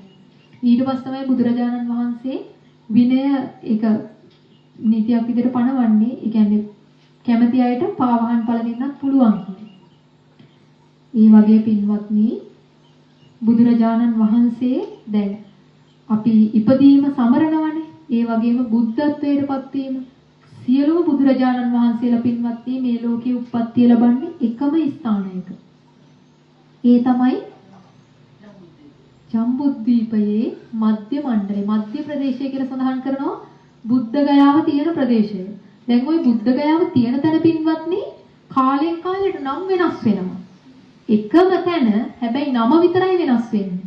දැන් කපිලවස්තුපුර නේද? ඒ කියන්නේ දැන් බුදුරජාණන් වහන්සේගේ කාලේ තියෙන නම් නෙවෙයි ඊට පස්සේ කාලවල වල තියෙන්නේ. ඒ එකම තැන තමයි කාලෙන් කාලයට වෙනස් වෙවි එන්නේ. දැන් මෛත්‍රී බුදුරජාණන් වහන්සේ උපදිනකොට ඒ ප්‍රදේශ සඳහන් වෙන්නේ කේතුමති නුවර කියලා. කේතුමති රාජධානිය. ඒ කාලෙට වෙනස් වෙනවා පින්වත්නි. දැන් ලෝක විනාශය වෙද්දී අන්තිමටම විනාශ වෙන්නේ ওই මධ්‍ය මණ්ඩලයේ සහ ලෝකය හට ගන්නකොට මුලින්ම හටගන්නේ මධ්‍ය මණ්ඩලයේ. බුදුරජාණන් වහන්සේ මේ අල්පාවුෂ නිසා අදිෂ්ඨාන කරන්න වෙනවා. බුදුරජාණන් වහන්සේ අදිෂ්ඨාන කරනවා මගේ ධාතුන් වහන්සේලා විසිරේවා කියලා. ඒ කියන්නේ පින්වත්නි අර දන්ත ධාතුන් වහන්සේලා 4 නම සහ අකු ධාතුන් වහන්සේ එතකොට ධාතුන් වහන්සේලා 7 නමක් ඉන්නවා. 7 නම විසිරෙන්නේ නැහැ. 7 නම ඇරෙන්නට අනිත් ඔක්කොම ධාතුන් වහන්සේලා කුඩා කැබලි වලට කැඩී බිඳී විසිරී යනවා. ඒ අදිෂ්ඨානයක් විදිහට වෙන්නේ දැන් කාශ්‍යප බුදුරජාණන් වහන්සේ ශ්‍රද්ධාධික බෝධිසත්වයන් වහන්සේ නමක් කාශ්‍යප බුදුරජාණන් වහන්සේ පින්වත්නි අදිෂ්ඨාන කරන්නේ නැහැ. ඒ කියන්නේ අදිෂ්ඨාන කරන්න දෙයක් නැහැ. තනි ධාතුන් වහන්සේ නමක් විදිහට ඒක ගණව පිළිටන්නේ. ඒ කියන්නේ ඔක්කොම ධාතු එකට ඇලෙනවා. වෙන් වෙන්නේ නැහැ පින්වත්නි. ඒ නිසා ඒ තනි ධාතුන් වහන්සේ නිසා දීර්ඝායුෂ බුදුරජාණන් වහන්සේලාගේ ඉදි වෙන්නේ එකම එක සෑයයි. ඉතින් පින්නතුන් හිතන්න පින්නතුන් කොයිතරම් වාසනාවන්තද කියලා. මොකද දීර්ඝායුෂ බුදුරජාණන් වහන්සේලාගේ එක සෑය වදින්න ගව් ගණන් දුර යන්න ඕන. හිතන්න දැන් අපේ බෝධිසත්වයන් වහන්සේ දීර්ඝායුෂ වෙලා එක සෑයක් ඉදි වුණා නම් ඒක තියෙන්නේ බුද්ධ ගයාව නම් අපිට අනිවාර්යයෙන් මෙහෙට යන්න වෙනවද නැද්ද? අපිට මෙහි එකක්වත් වදින්න තියෙන්නේ නැහැ පින්වත්නි එහෙනම්. හැබැයි මේ කාලයේ පින්නතුන්ට මේ බෝධිසත්වයන් ඒ කියන්නේ බුදුරජාණන් වහන්සේ අල්පාවුෂ නිසා ඒ අදිෂ්ඨානයත් එක්ක හැමතැනම ධාතුන් වහන්සේලා වැඩ ඉන්නවා. මොකද පින්වත්නි ඔය රුවන්වැලි සෑයේ ද්‍රෝණයක් ධාතුන් වහන්සේලා ඔයින් ද්‍රෝණ 8ක් බෙදුවා කියලා සඳහන් වෙන්නේ. රජවරු ද්‍රෝණ 8ක්. ඒ කියන්නේ ඔය චූටි ධාතුන් වහන්සේලා 8කට බෙදුවා. තව ඉතුරු ඔය දන්ත ධාතුන් එහෙම දෙව්ලොවට රැගෙන ගියා කියලා සඳහන් වෙනවා. තව එහෙමයි තාත්තා දැන් ওই නාගලෝකයේ තියෙන ධාතුන් වහන්සේලාත් ඔය අපේ රහතන් වහන්සේලෙම ගිහින් අරගෙන ආපු අවස්ථාවක් තියෙනවා. මොකද නාගලෝකයේ පින්වත්නි දැන් නාගයෝ සාමාන්‍යයෙන් එයාලා කොහොමත් තිරිසන් ආත්මභාවයක්. දැන් එකවරක් නාගයේ මනුෂ්‍ය වෙස් අරගෙන පැවිදි වෙනවා. ඒක කවුරුවෙත් දන්නේ නැහැ. හැබැයි දැන් මේ මනුෂ්‍ය වෙස් අරගෙන පැවිදි වෙන නාගයා රැට මෙයා නිදා ගන්නකොට පින්වත්නි නාගවෙස් මෙයාට නාගවේෂ එනවා. අවසර වෙන්නේ නෙමෙයි දාහනේ ගන්න වෙලාවට. අම්මේ හරි දාහනේ ගන්න වෙලාවටයි මේ සැතපෙන වෙලාවටයි දෙකටම. දැන් රෑ විදුලි කොටන දවසක් එක භික්ෂුන් වහන්සේලම දකිනවා මේක. සිවුර පැත්තක මෙයා මේ නාගයෙක් නිදාගෙන ඉන්නවා. සිවුර ළඟ. එතකොට මේ බව දැන් මෙයා නෝට් කරනවා දැන්. දවස් දෙක තුනක් මේක දැනගෙන බුදුරජාණන් වහන්සේව දැනුවත් කරනවා. ඊට පස්සේ බුදුරජාණන් වහන්සේ කතා කරනවා. ඊට පස්සේ අහනකොට කියනවා ඔව් නාගයෙක් කියලා. ඊට පස්සේ කියනවා ඔබ තිරිසන් නිසා ඔබට මහානදම් පුරන්න බෑ. ඒ නිසා ඔබ නාග ලෝකයට නැවත යන්න කියලා. බලන්න පින්නොත් දැන් විශ්වලාගෙන ආවේ මේ පැවිද්දට තියෙන කැමැත්තට.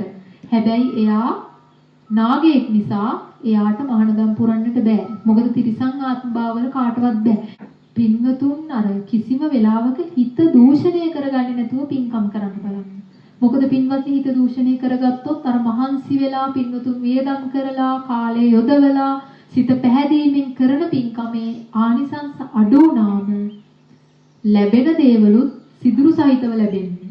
ලාභ يعني ඒක බාල වෙනවා. පින බාල වෙනවා. දැන් හිතන්න අපි හොඳ ක්වොලිටි භාණ්ඩයක් ගන්න යනවා. හැබැයි අපිට හම්බ වෙන්නේ අපි දන්නේ අපි හොඳ දෙයක් ගන්න කියලා යනවා කඩේට. හිතන්න අපි ෆෝන් එකක් ගන්න ගියා. එතකොට හැබැයි අපිට හම්බ වෙන්නේ ඒකේ අර සමහර වෙලට මොකක් හරි ප්‍රශ්නයක් තියෙන ෆෝන් එකක් වෙන්න පුළුවන් ඒක. ඒක අලුත් එකක් වෙන්න පුළුවන්. හැබැයි අපි ගත්ත එකම ප්‍රශ්නයක් තියෙන එකක් වෙන්න පුළුවන්. ඒ වගේ වෙන්න පුළුවන් පින්වත්නි. මොකද නැත්තම් අර අපරාධනේ. හැබැයි ඒක ලේසි නෑ. මේ වචනෙන් කිව්වට ලේසි නෑ. පින්වතුන් භාවනා කරලා හිත හදාගෙන තියෙන්නත් ඕනේ. කෙලෙස් යටපත් වෙනවනේ පින්වත්නි භාවනා කරනකොට. ওই කෙලෙස් ටික ටික අඩු වෙනවා.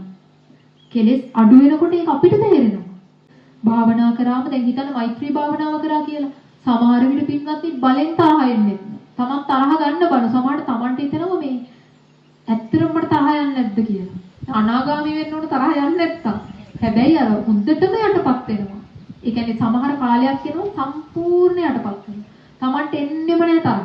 සමහරවිට හිතෙන්න පුළුවන් ඔබ භාවනා කරනවා නම් හොඳට මේ රහත් වෙලාද ගියත් සැක හිතෙන්න පුළුවන්. ඒ තරම් පින්වත්නි කෙලෙස් යටපත් වෙනවා. රාග, ද්වේෂ, මෝහ කිසිම එකක් නැහැ. ඒ කියන්නේ කිසිම කෙලෙස් සිතුවිල්ලක් එන්නේ නැහැ. හිතන්න පින්වතුන්ට සින්දුවක් අහන්න හිතෙනවා, චිත්‍රපටි බලන්න හිතෙනවා, ටෙලි නාට්‍ය අහන්න හිතෙනවා, රස කෑමක් කන්න හිතෙනවා, බීච් එකට යන්න හිතෙනවා, මොනවා හරි හිතෙනවනේ, රට යන්න හිතෙනවා. හැබැයි පින්වත්නි එහෙම භාවනා කරාට පස්සේ අර කෙලෙස් කොයිතරම් අඩු වෙනවද කියනවනම් කිසිම දෙයක් හිතෙන්නේ. හිතන්නකෝ එහෙම එකක් අර හිතන්න සින්දුවක් හරි චිත්‍රපටයක් හරි අපේ පැත්තකින් මොකක් හරි පෙනුණා හරි කියලා කොහේ හරි යන ගමන් හරි ඒත් ලේසියෙන් එන්නේ නැහැ පින්වත්නි. ලේසියකට එන්නේ නැහැ. හැබැයි ඒක නිතර නිතර වුණොත් ටක් ගාලා අර අපේ යටපත් වෙච්ච කෙලෙස් උඩට එනවා. ඒකයි පින්වත්නි ඔය කියන්නේ ධානා භාවනාව වඩනකොට කැලේට යන්න වෙනවා කියලා. ගෙවල් වල අමාරුයි ධානා වඩන්න. ප්‍රථම ධානය වගේ පුළුවන් වෙයි. හැබැයි දැන් මේ කාලේ කෙලෙස් වැඩි. මේ ධානලාභින් නැතුව නෙවෙයි මේ ලෝකේ තාමත් ඉන්නේ. තාමත් මේ ලෝකේ මාර්ගඵලලාභින් ඉන්නවා. තාමත් ඉන්නවා පින්වත්නි ධානලාභින්.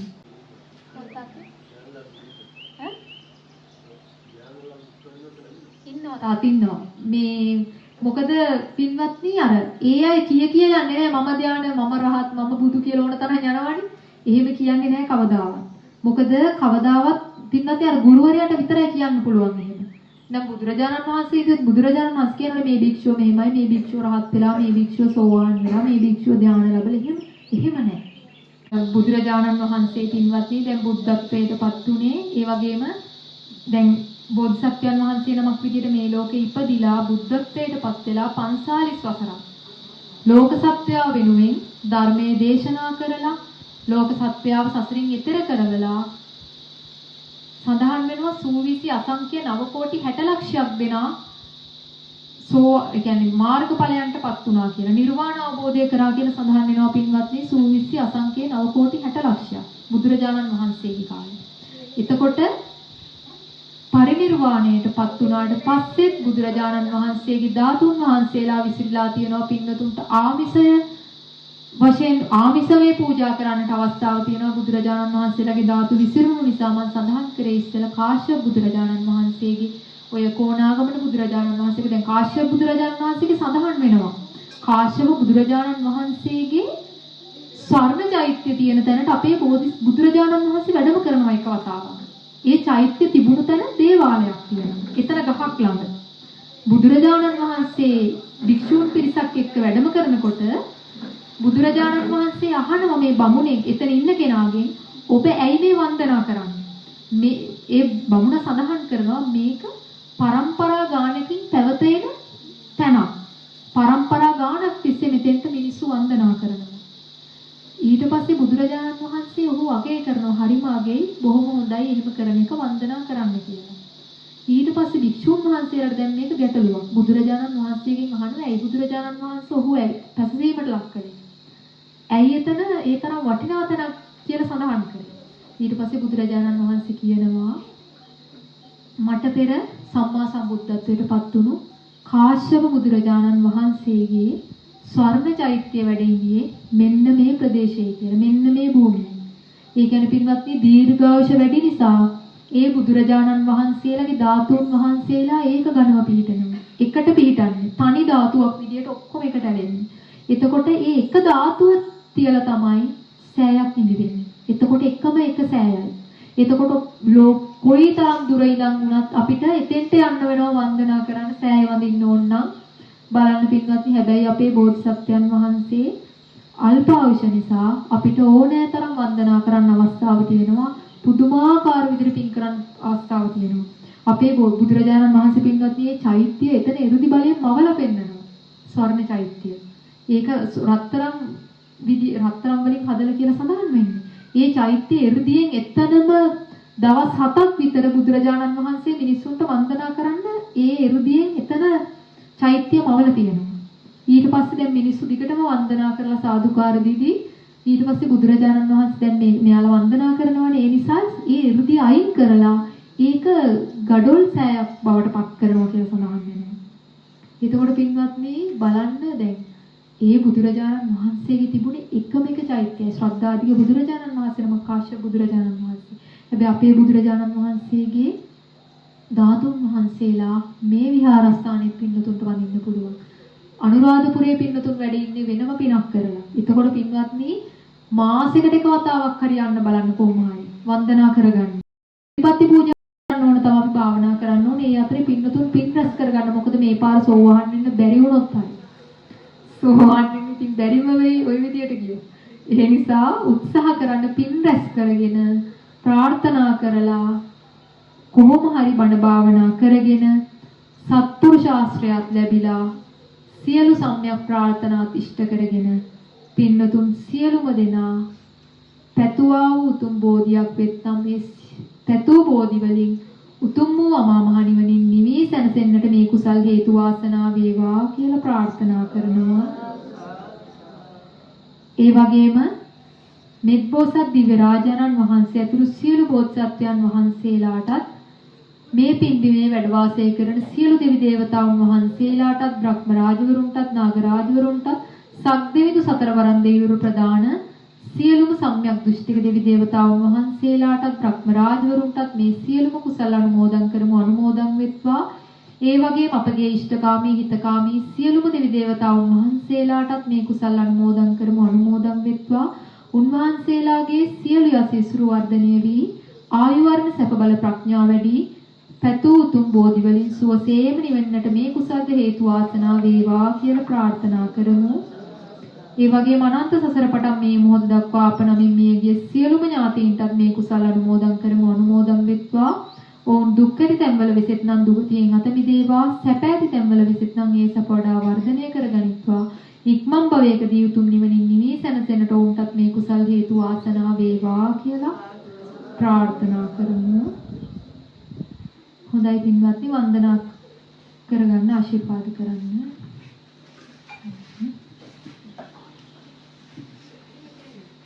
අභිවාදන සීලිස්ස නිච්ඡං වද්ධාපචායිනෝ චත්තාරෝ ධම්මා වඩ්ඩಂತಿ ආයුවන්නෝ සුඛං බලං ආයුවාරෝග්‍ය සම්පatti සග්ග සම්පatti මේවච අතෝ නිබ්බාන සම්